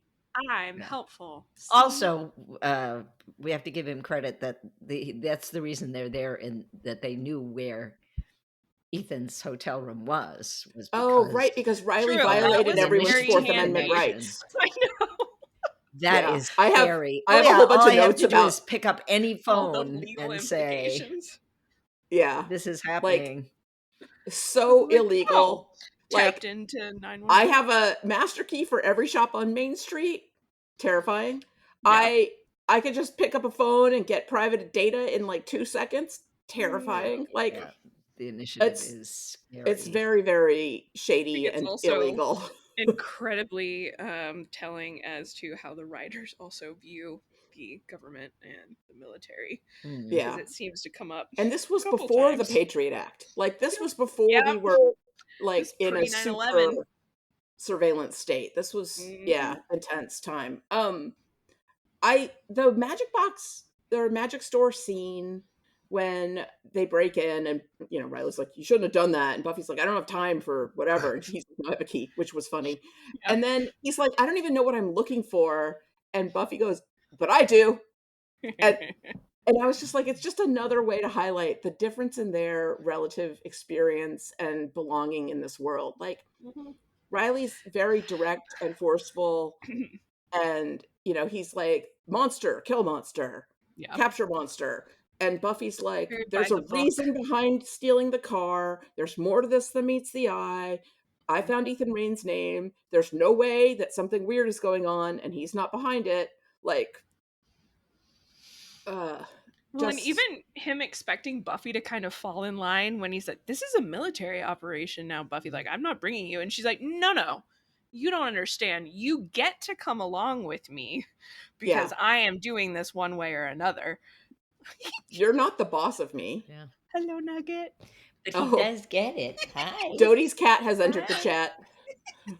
I love the cats. They're so fun.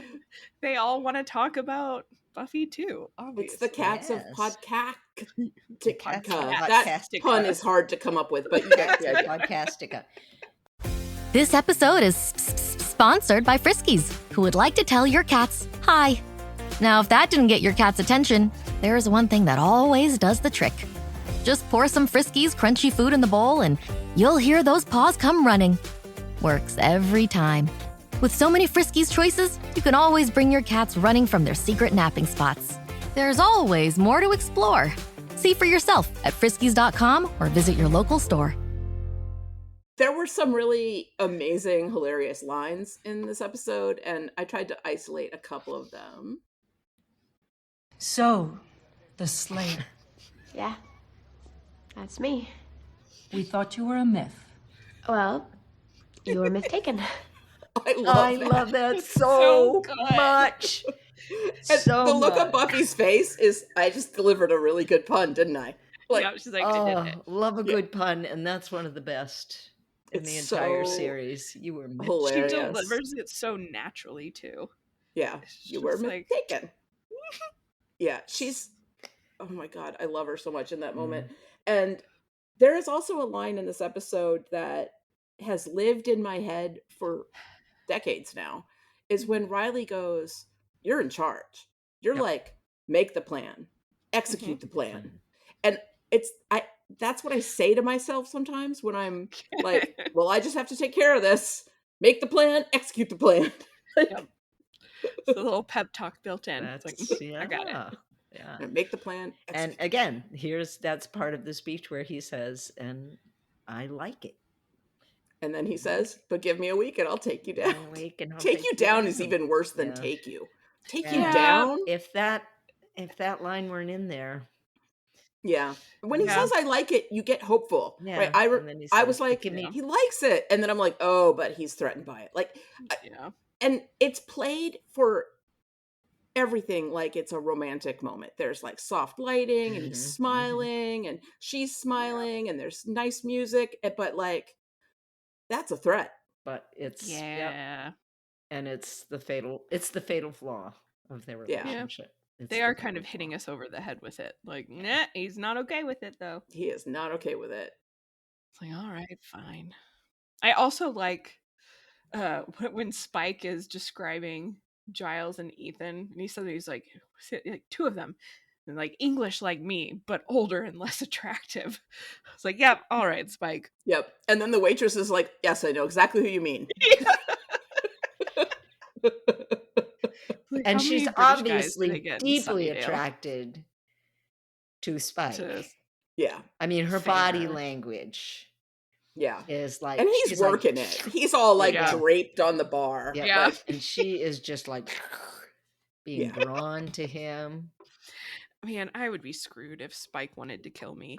It would be so easy. I'd be like, yeah, it's like, oh no. Not a handsome Englishman in a leather coat.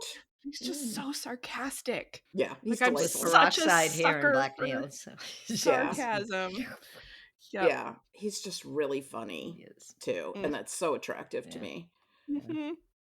Oh, Spike. And then seeing him for 5 minutes with anybody's mom would just finish you off. You know? Right, but he's so kind to He Joyce. respects Joyce so the way much. he is and, with Joyce, even when he's completely evil. Evil? Yeah. Still, He's still like, you know. God, that great scene in season 3 when he's at Buffy's house like, with Joyce, behind and he's her. behind her, and Angel is stuck outside, and he's like, "Arr, arr, arr." Like, oh my God, it's so cute. It's a great meme. It's a GIF all over the internet, and it's fantastic. Oh, jeez. This is just the beginning of the Spike gushing too. We have There's gonna be so come. much more fun so Spike much stuff more to this come. season. Yeah. Oh, buddy. Love Spike. So at the end of the episode, we have these parallel scenes where Buffy has like a dad talk with Giles where he's like, I know, you're dating Riley and you like him, but we don't know a lot about the initiative. I just want you to be careful. And she's like, I'll be careful. Riley's a good guy.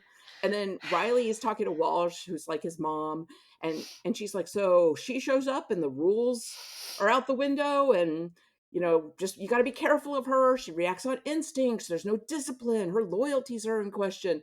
And then Riley has my favorite line of the entire episode. She's good at what she does. She is the truest soul I've ever known. Oh, no. Spontaneous poetic exclamations. Lord, spare me college boys in love. Truest soul I've ever known is such a thing that a teenage boy would say. I know. I did cringe. I'm like, how many souls have you known? I was like, all right, But really, which is nice. Let's not go too quickly from the conversation with Giles, because when he's installing his new telephone, yeah, and the telephone that he broke as a demon was like an antique. Yeah, it like was one of those dial. boxy, clunky rotary dial with a big handle with the the narrow thing in the middle. It snapped right in half in his hand.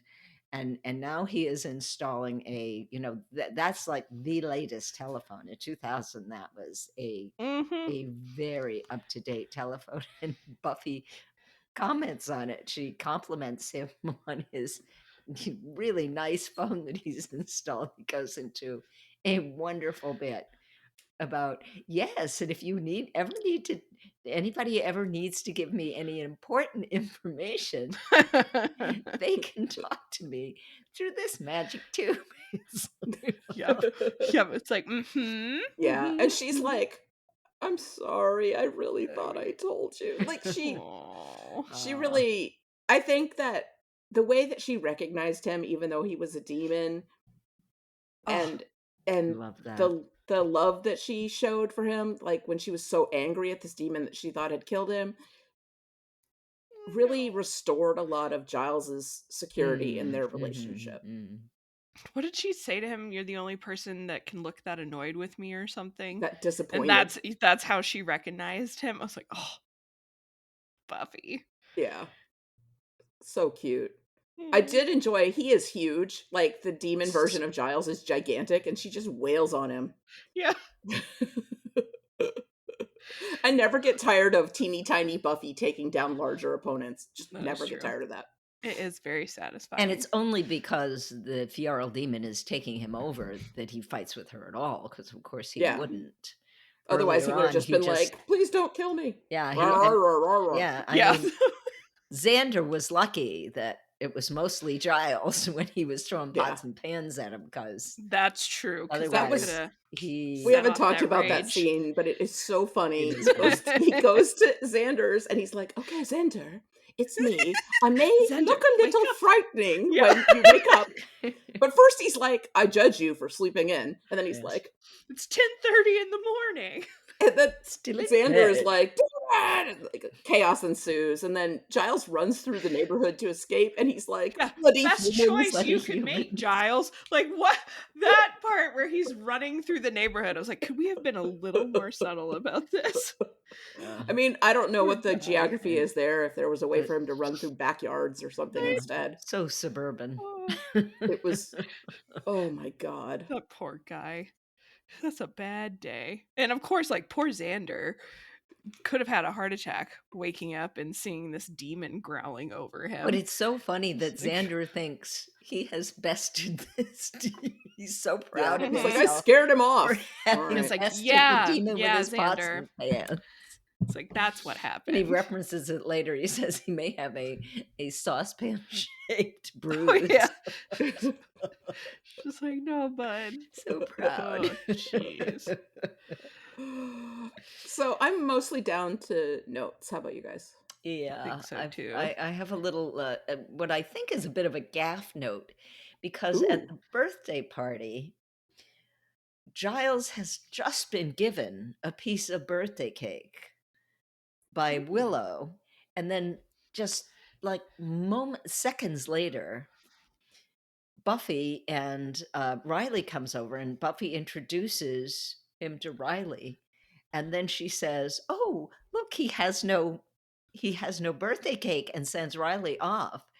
What happened to the birthday That's cake that he interesting. was holding Yeah. from one moment to the next moment? The birthday cake is gone. We don't see him put it down in a place where it couldn't be seen, but he actually is not Jeez. holding a piece of birthday cake when she They seem to says do that a decent amount. Yeah.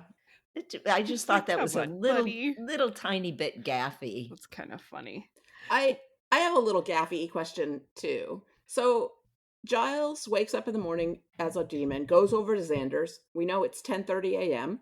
when he scares the whatever out of Xander, and then it's we see the Scooby Gang going to Giles's house, and it's fully dark. Yeah, did they just not care Did, for like, the did majority Xander of just the like day? hang out all day? Like, oh, later I'll tell Buffy about a demon on the loose that Seriously. attacked me in my bedroom. Did Like, he go back to bed? He was like, "Oh, I scared him off," and then was like, "Oh, I guess I should probably tell the gang about this." Like, Yeah. that confused me too. I was like, "Wait a second." Yeah, and you do How have much to time wonder: has is passed? it always nighttime in the cemetery?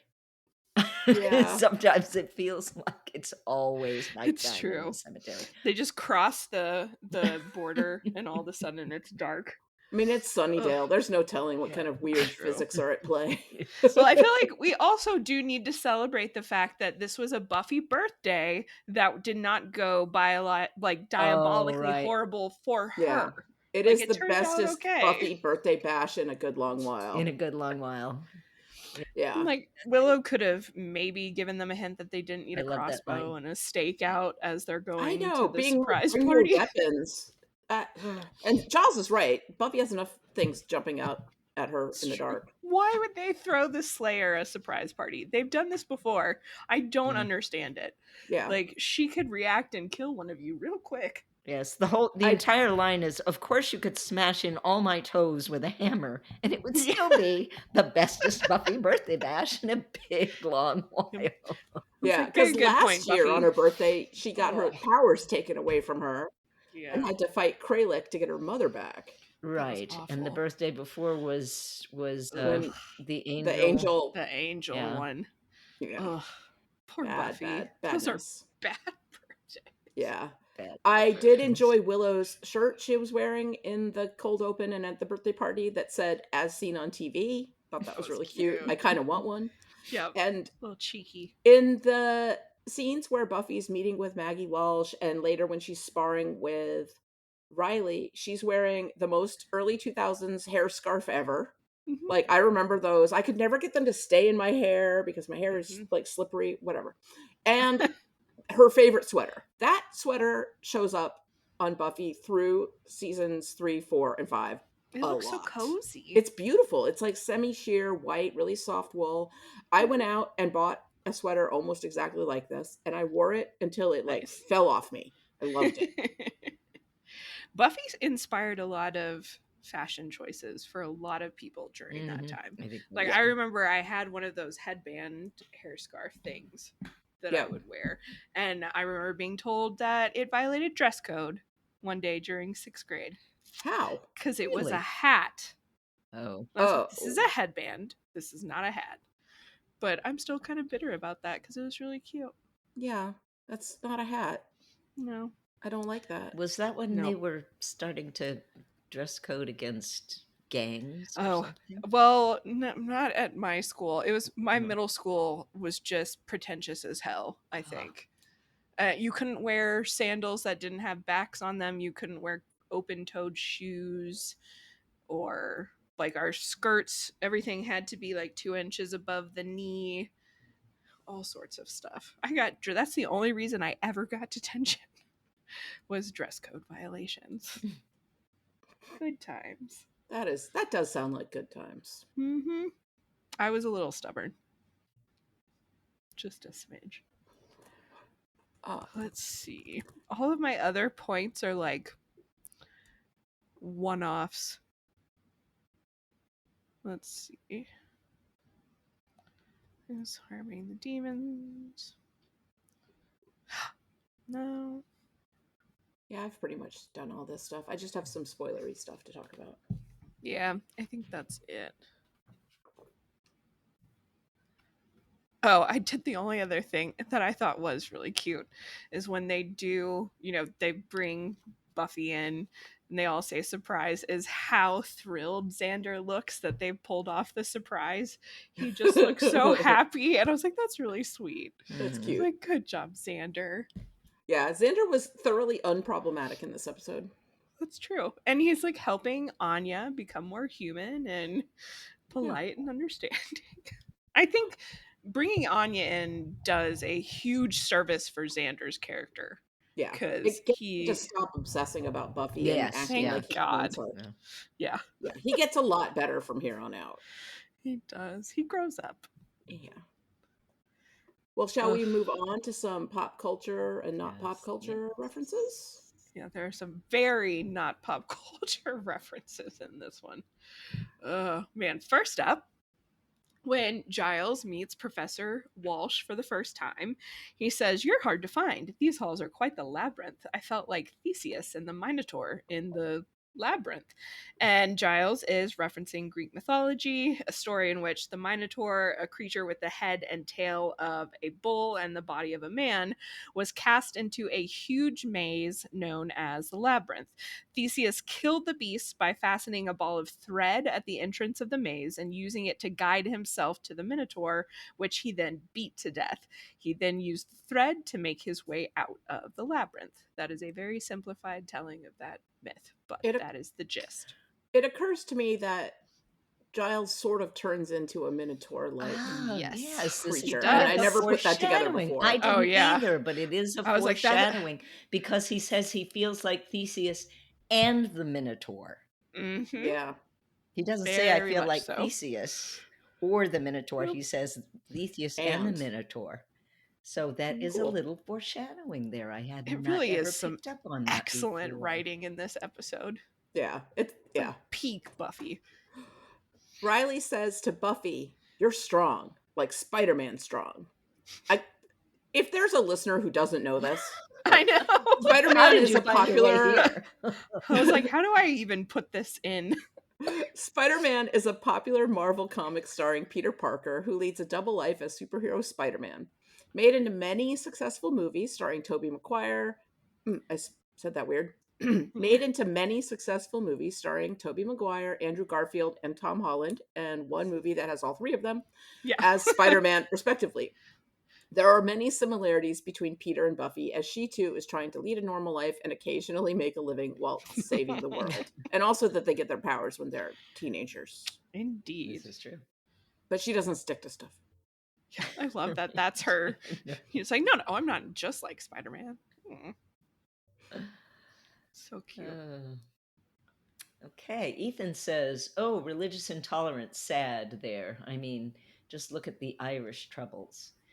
The conflict known today as the Troubles began in the late 1960s. The 26 countries of Ireland won independence from Britain in 1922 and later became a republic. The North remained part of the United Kingdom. This division gave rise to two movements, a nationalist movement and the loyalist movement. The nationalists, who are typically Catholic, want the 6 countries of the Northern Ireland to be reunited with the Republic. The Loyalists, who are typically Protestant, prefer that Northern Ireland remain under the British rule. The Irish Republican Army, IRA, a militant Republican group, and the Ulster Volunteer Force, UVF, a militant Loyalist group, are two groups that we Americans are most familiar with. Oof. That was also very hard to fit in a paragraph. Yeah. But and it reminds me of Dairy Girls, which is an excellent show on Netflix if you have not seen it, about girls in dairy in the 1990s. That's everything about. I always think about a couple of different specific movies when it comes to the Irish Troubles, the Troubles as the British like to call them. Yeah. Not the Irish people, but one is Blown Away, which is set in and filmed in Boston and starring one of my favorite actors, Jeff Bridges. It's great. Also, Lloyd Bridges, his father, is in it. In the Name of the Father, which is Daniel Day-Lewis, and Pete Postlethwaite, who plays his father, and the two of them are imprisoned wrongfully because they're suspected of being IRA terrorists. And there's that Harrison Ford movie with Sean Bean.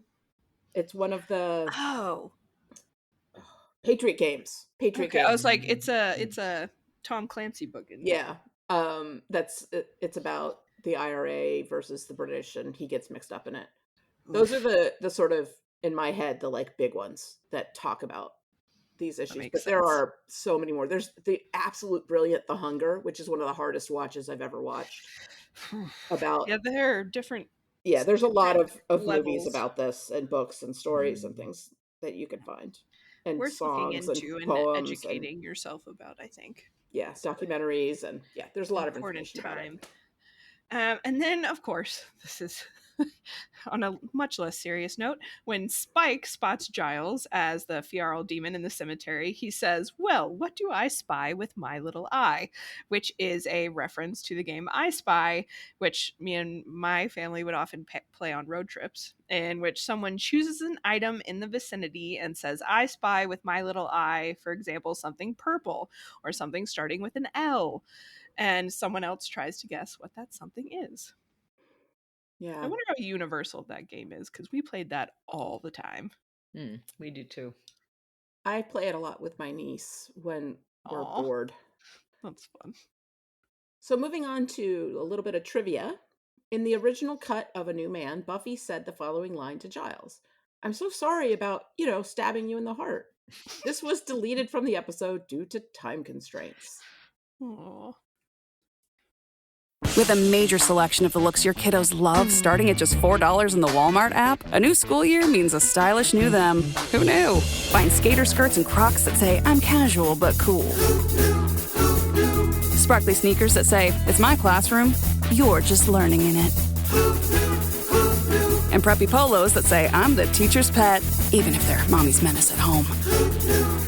Find their favorite styles starting at just $4 in the app. The Walmart you thought you knew is now new. The following exchange between Giles, Ethan Rayne, and the waitress at the bar was deleted from A New Man, in which Ethan attempts to convince the waitress he is famous actor Roger Moore, who is known for playing the fictional secret agent James Bond in 7 films. Waitress: "You're not Roger Moore." Ethan: "God's truth. Tell her, Ripper." Giles: "What? Oh, he's not Roger Moore." I love that. It's like, oh no. It's like, I'm not playing along with you. That's cute. I met Roger kinda Moore wish they'd once. left that in. Ooh, that's fun. Oh, man. Now I want to hear more about that. Oh, I was an extra in an indie film that he was the star of, and so I was on set for a whole day. cool. And I got, I met him in the costume trailer. Ooh. A short clip was cut from A New Man due to time purposes. According to Jane Espenson, who wrote the episode, after Spike crashed the car, he got out and said, "I can kill demons, I can crash cars, things are looking up." I kind of I'm wish they would have sure. left that in. They should have left that in. That's perfect. That's fantastic. Ethan is supposedly staying at the Sunnydale Motor Inn in A New Man, but the shot outside his hotel is of a place called the Downtowner Apartments. This is exactly the same shot which was used in Faith, Hope, and Trick when Faith was staying there. The car at the front is even the same. That's some attention to detail, you guys. Good job. Douglas Petrie has mentioned the creative process for this episode's metaphor. Well, we felt that Giles was a little bit underserved at this point in the season, wanted to give him something to be doing. It's always fun to have Ethan Rayne back in the mix. Really, this is Giles's midlife crisis episode. It was the first time that we got to deal with a metaphor that was an adult, not teen-oriented at all, and quite a bit of fun. There were a couple of ideas kicking around. We were talking about a portal. We were talking about him becoming younger and becoming older, him kind of recapturing his youth by becoming, I don't think seriously, but I know Jane Espenson was kicking around the idea of getting teenage actors to play teenage versions of Giles and Ethan, and to have young Ethan try to seduce Buffy. Ugh. But ultimately, No. we went with a pretty straight-on metaphor of his questioning himself in the middle of his life, and he's turning into a monster. Oh, much better idea. Thank Yeah, you. I'm glad they went with that. I like the insight into Yes, the it is creative fun to- process, though. I often remind myself your first Mm. idea is rarely your best idea. So, slow down and keep thinking. It's And nice this to is a great see how example they of that. arrived. That's why a writer's room is really such a great thing, isn't it? Because having more than one person tossing Yeah, for those sure. ideas around, somebody can go, Yeah, you "Oh, bounce no, we ideas don't off wanna of do them. that." Yeah. And then Anthony Head, who plays Giles, spoke to the BBC about being made up as a feral demon, and he said, "It was fantastic. I had a great time. I loved playing with the character, and again, I had a hand in the costume design. Firstly, I went to the guy who was designing the head, and he got into a really complex thing that would have cost thousands of dollars. So I ended up seeing someone whose wife made that sort of thing. Having done Rocky Horror and being used to walking in heels, I knew that if you lift the heel and walk on the ball of your foot looks narrower." I love that so much. "So I worked out from that how we could make the hoof. Unfortunately, you only see it once when I'm stamping on a child's toy. I was able to stomp around more. The makeup took about 4 or 5 hours. That is a long time. I found the smell of the latex glue horrible after a while. I had to hold my breath. And at the end of the day, when you just want to tear it off, it takes an hour to get it off. If you peeled it off, you'd take a whole layer of skin off, so they had to use thinners." Ugh. I'm sure that was quite the process. Ugh. It really makes you feel for people who have characters that are always in What is heavy it costume that- like that.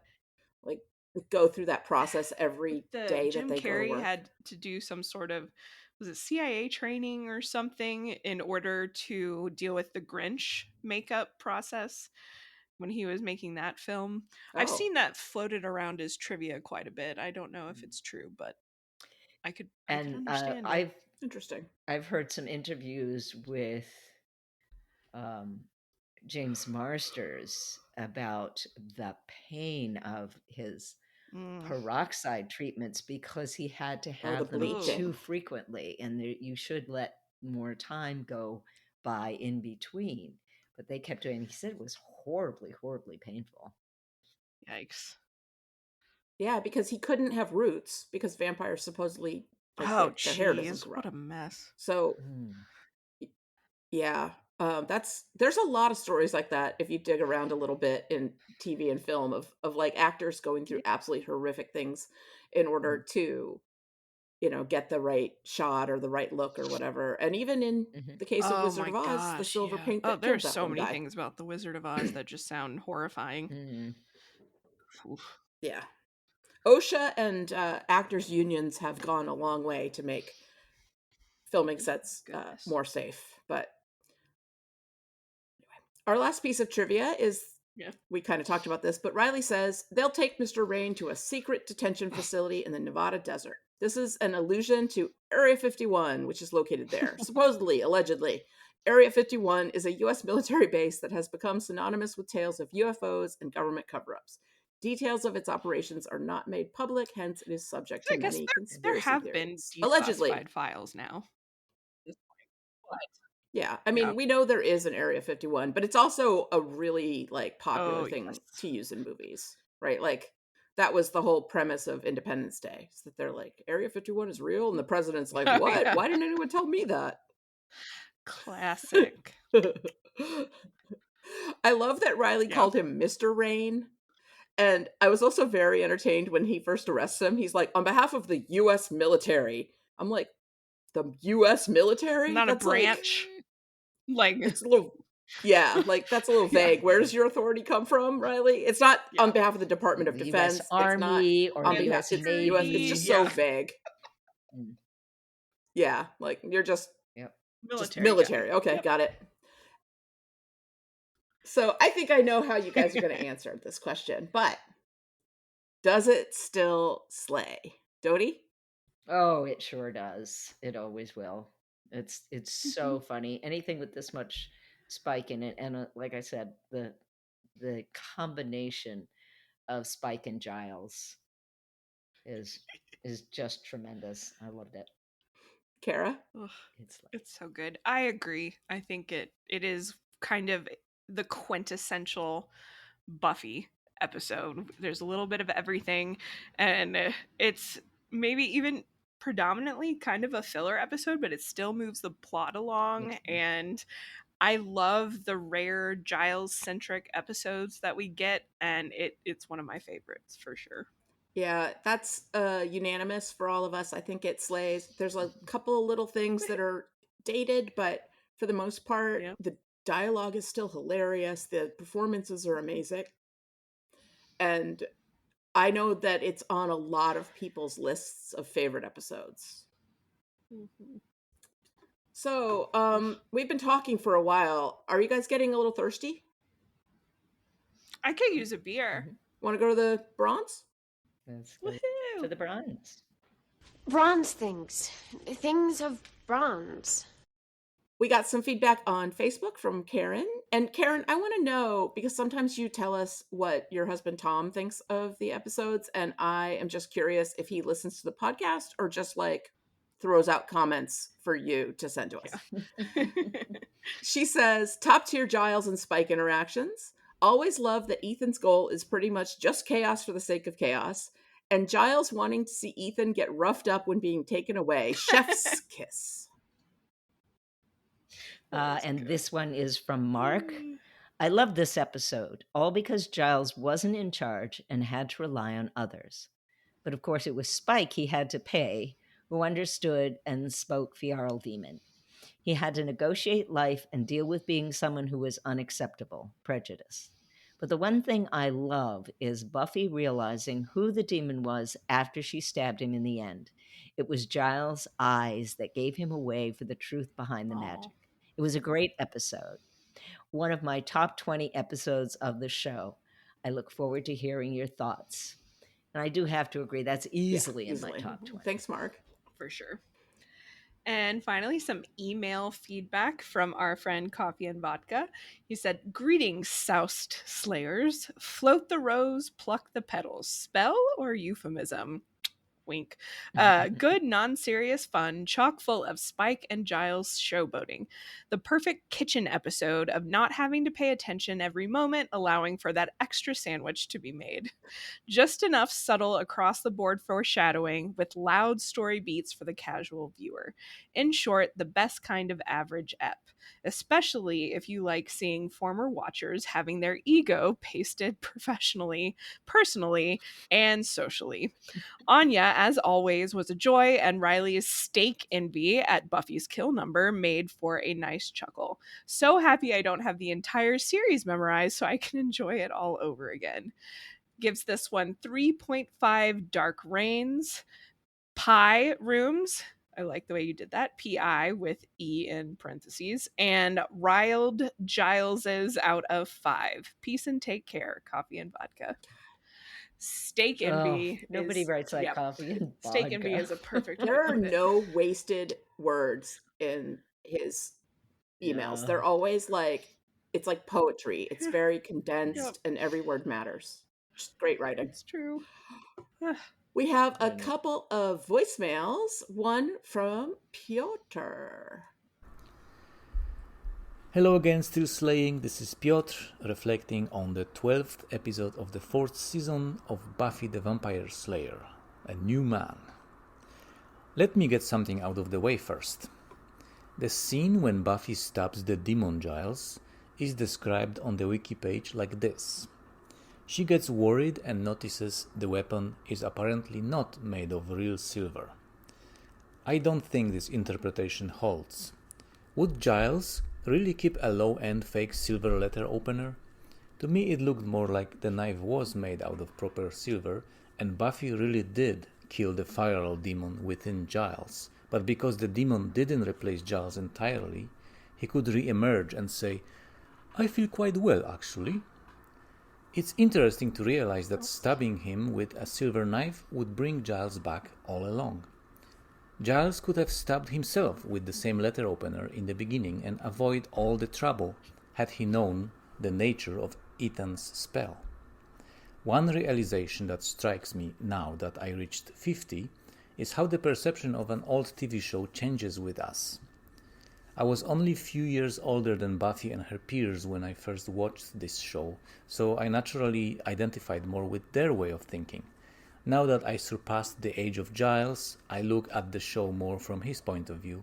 I sympathize with him much more now than I did back then.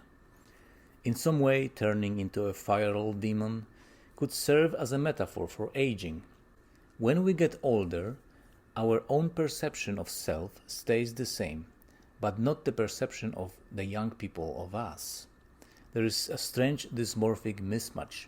The new generation looks at our wrinkles, horns, bumps, humps, and the mucus, and they can't understand our language, while we think we look and talk the way we always have. And the only person that can help and understand us is charging us money for it. That about sums it up. This must be why the scene in Xander's basement resonates with me more deeply than a simple comedic relief would. Oh, and rest in peace, Giles' old Citroën.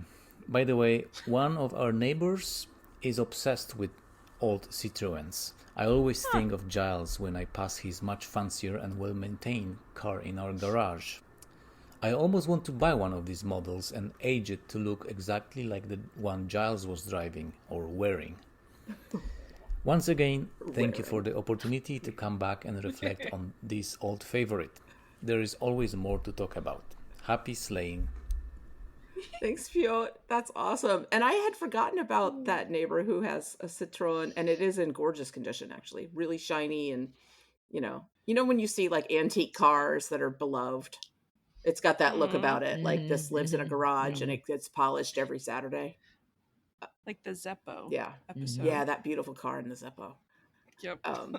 That's fantastic. Thanks, Piotr. Although I don't agree that she had real silver and really killed him. I think that Ethan had to do an unbreak spell or breaking spell or whatever. But I do agree with your interpretation that Giles would be unlikely to have fake stuff around the house. Mm-hmm. But maybe it was pewter or something. That just, Buffy wouldn't have known it was necessarily silver just because it was silver colored. Yeah. Yeah. It's interesting, though. We have another voicemail from friend of the cast, Becky. Hello, still slaying, writing in or calling in or messaging in to leave some feedback on A New Man. I love episodes where Giles is the main focus, and this one did not disappoint. I completely forgot about this episode. So rewatching it was like getting to watch it for the first time, and I could not stop laughing.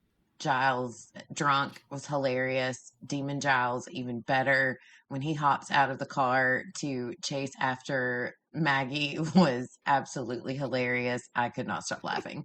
And then, of course, him and Spike together was brilliant. And then him dressed in Ethan's clothes. Awesome.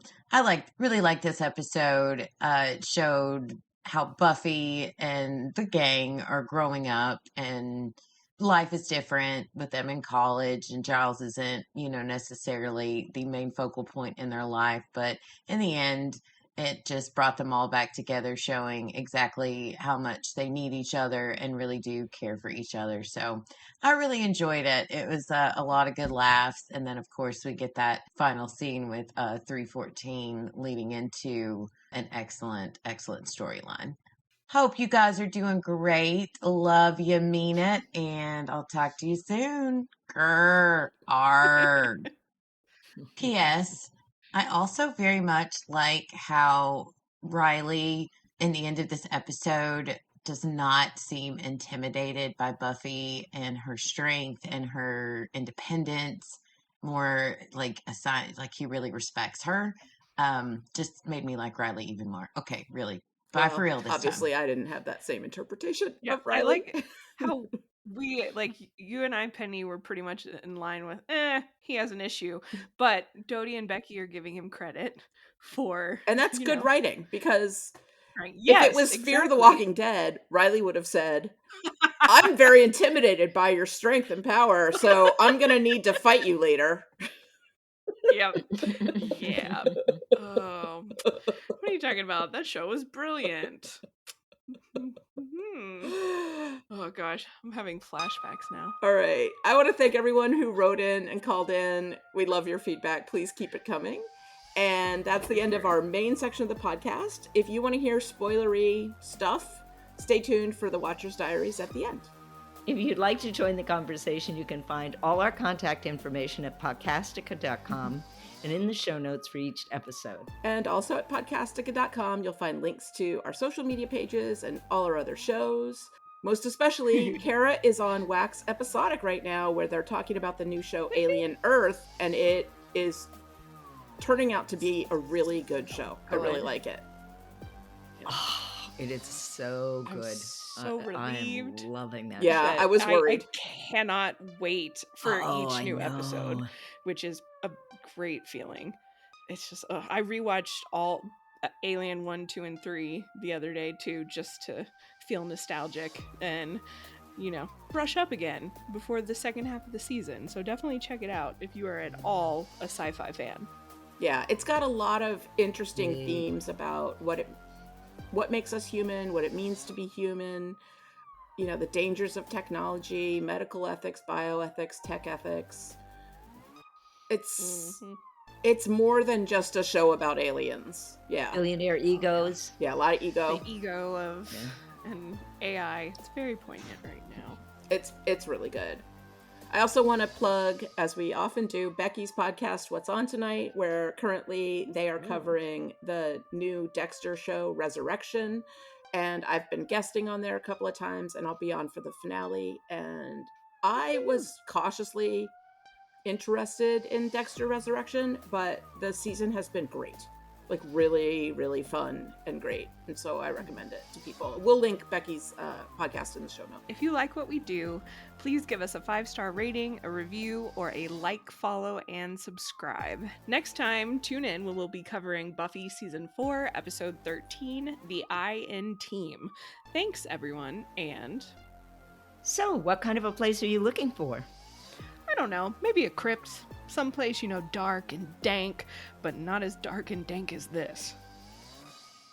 It's pretty depressing, isn't it? I've known corpses with a fresher smell. In fact, I've been one. Spike is so mean to Xander.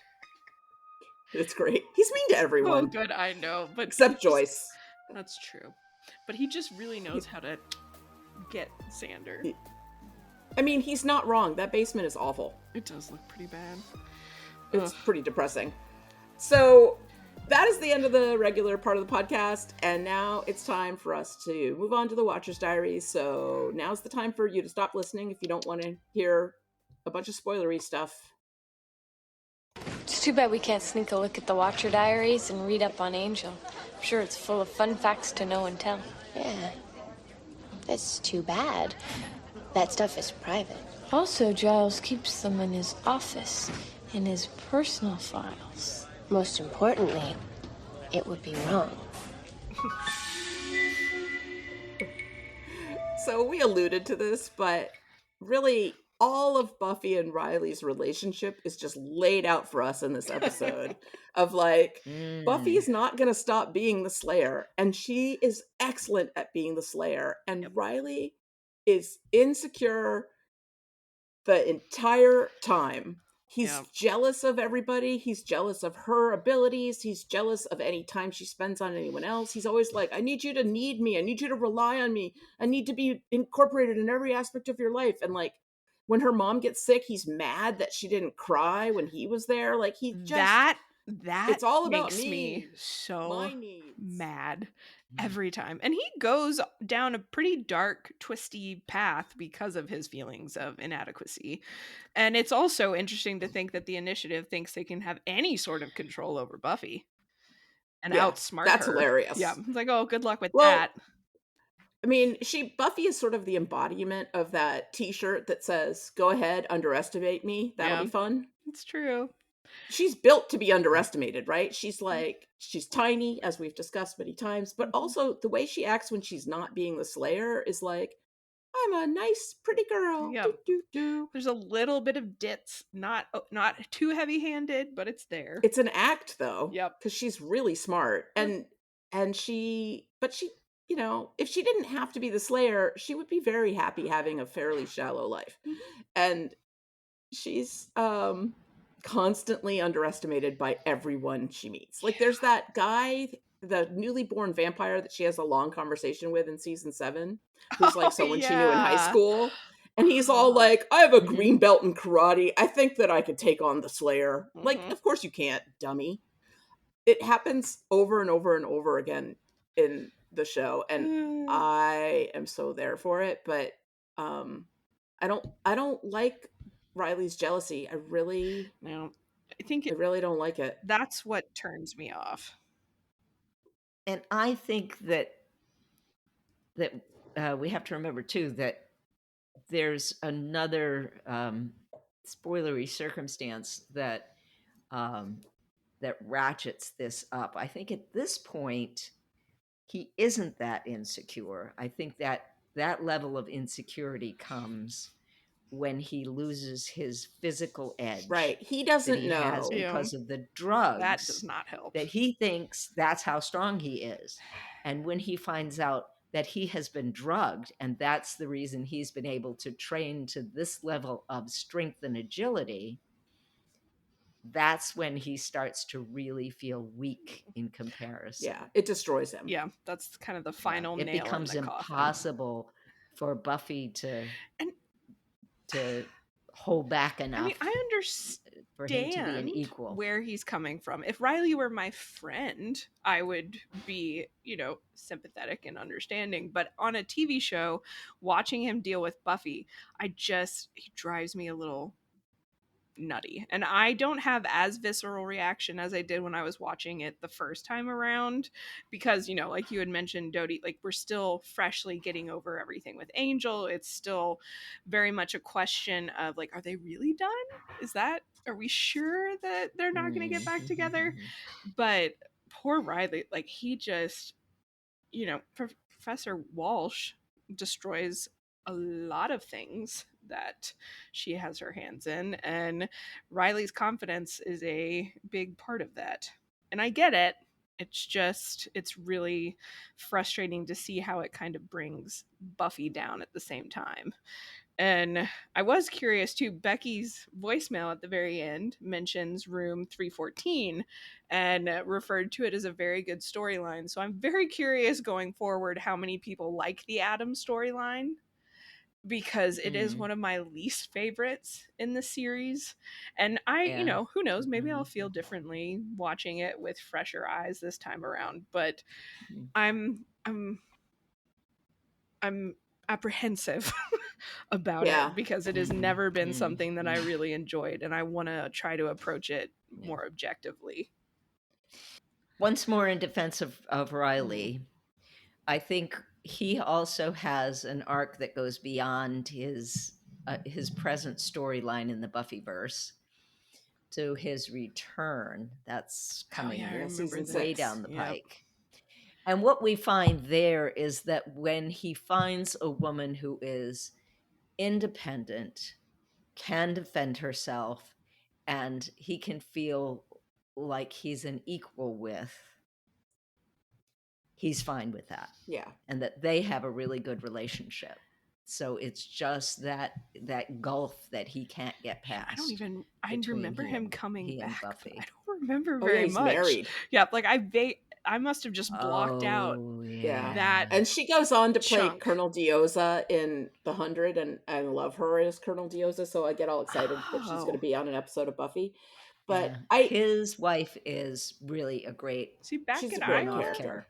Does he go back to No, Iowa? he goes with like the military to like fight demons in South America or something. Okay. Gosh, I don't remember that. Also, to defend Riley a little bit, Buffy doesn't completely open up to him and share with him. She is kind of closed off. He's not wrong about that. Yeah. Because she was hurt real bad by the last person she totally opened up to. And so she's cautious, and he feels it, and he interprets it as a problem with him instead of Yeah. realizing that it's a problem of her position, She's that got she has very balls. few people she can trust, and she's been hurt before. And Well, a lot of men do this where they're like, why don't you trust me? And it's like, I don't know if you're a trustable person when I don't know you well enough yet. Yeah. All men are suspect until I know you really well. And even then, because most women are killed by their husbands. So I understand why he doesn't want to be judged by things that have happened with other men, but like, how Nobody else are we supposed to does. have any kind of like ideas about the world, and except for extrapolating from past experiences? Well, and like that's just such a relatable thing, because that's a hard line to walk in any new relationship where any heterosexual relationship, basically, if you're dealing, or any relationship. When do you trust? When do you open up? Trust in general is a cluster. It's big. But the fact that Riley has the the misfortune of being Buffy's relationship right after Angel, like, it was just kind of doomed from the beginning. Maybe, but he also could have been more patient and realized Yeah. that like people don't fall in love at the same speed, and we could debate that forever. Yeah, it's gonna be. I mean, we're we're gonna gonna keep have happening. perfect episodes to go deep dive into Many. them. No. But it's just frustrating. And I think, obviously, like, I'm there with Riley, he also has the misfortune of viewers projecting their own life experiences on him, which I know I do when I watch him. But I just want to shake him sometimes. Like, he's so close to being a good partner. Yeah. For Buffy. I mean, he's also young. I have to Very keep reminding young. myself that Buffy's 19. He's what, 22? Yeah, like they're most. babies. Is he what? He's a TA, so he's probably a grad. Well, is he a grad student Or or a a college senior? boy? Yeah. It's unclear. But Yeah. he's not that much older than Buffy. I also wanted to say about Maggie, I have developed a real appreciation for female characters who are not created for the male gaze. Yeah. Maggie Walsh is a great example of this. She's not sexualized at all. She's not softened to make anybody more comfortable. But it's undercut a little bit by the fact that she turns out to be evil. Yeah. And so it's a little bit like, see, if Yeah. a woman isn't soft and sexy, she's evil. And I struggle with that. Well, even Willow ends up being evil after she becomes a Yeah, lesbian. that's true. So that's super fun. Well, it's way after she becomes a lesbian, but yes. Warren, sorry. Toenail Warren. Toenail. Toenail Warren. I just wanted to give a shout out to some other female characters who were not created for the male gaze in recent TV that I love. One is Dedra Miro on Andor. She defies prediction. She's amazing. She's so fun to watch, and she has the sourest face on TV. And it's delightful to see a woman who doesn't dim her sparkle for a man, who doesn't like soften herself to make anyone else comfortable. She's evil also, so there's that. But then there is this new character, Detective Claudette Wallace, on Dexter Resurrection, and she similarly is not sexualized or softened to make anyone comfortable. She's depicted as being very, very good at her job, very dedicated. She can have a sense of humor sometimes, but she is obsessed with her job and trying to catch killers, and I adore her. That is a good point. Those characters are still few and far between. Yeah, and the fact that they usually turn out to be evil is a problem. So Claudette Wallace so far does not seem to be evil at all. She's a cop trying to catch killers. Her ethics seem very straightforward to me. That's nice. It's funny. It struck me watching this scene between Giles and Professor Walsh that their reaction to one another could easily have turned into a rom-com thing where if Maggie had not been evil, where eventually she would have become his love interest, because they love to do that. Yeah, enemies to lovers. In rom-coms, and the enemies to lovers trope. That's true. That I thought this almost feels like that she's just saying everything that would make him despise her on contact, And that has so often been used as a setup for later. When Harry met Sally. You know, the I hate you, and then Yeah, but the chemistry is there. Hate and love are so narrowly separated. Like, yeah, no, they're really not. Yeah. And enemies to lovers. I do like to think about all the possibilities of if Ethan could be on the show more often. And like, I feel like Ethan would see Maggie's experiment and be like, okay, I understand why demons are afraid of this. Yeah. And also it's kind of hilarious and I'm going to help you. Yeah. He'd be down. He'd be like, now that I understand that what you're going to create is a lot of destruction and chaos, I'm on board. Because I think ultimately this is going to blow up in your face. So I'm going to enjoy the chaos you sow and then the chaos you reap. He's like, I got to watch this. Yeah. I think he'd enjoy it. I do also love the fact that the crypt that Giles finds Ethan in is ultimately where Spike ends up living for a little while. It's also the crypt that we've seen a bunch of times. I mean, it a lot of stuff has happened in that crypt. And I love when Spike lives in the crypt, especially once Dawn exists. And when Joyce is like, I love what you've neglected to do with the place. It's so good. Except I spent a lot of time thinking, how did he wire his crypt for electricity? Because he does. Because I know he watches his soaps. Yeah, he watches Passions. In his very crypt. important to him. So you can know that he does manage to wire it for electricity eventually.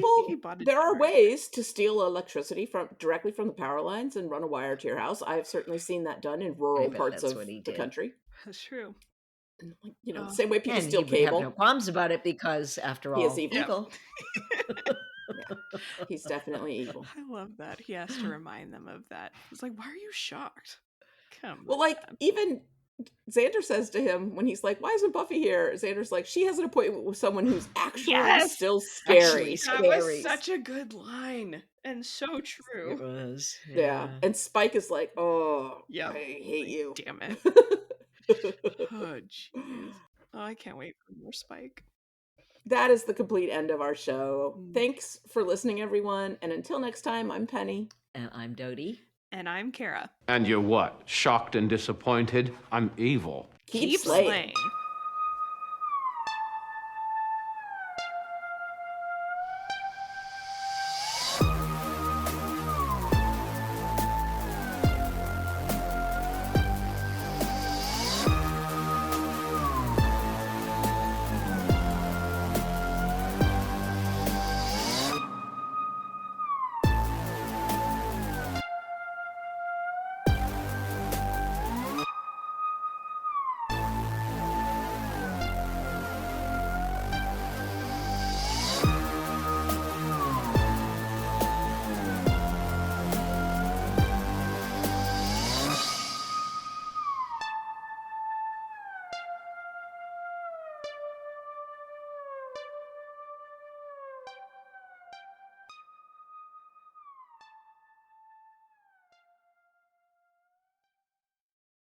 It's hard to remember now, but the internet used to be fun. I can't believe how easy it is to surf the net. Surf's up!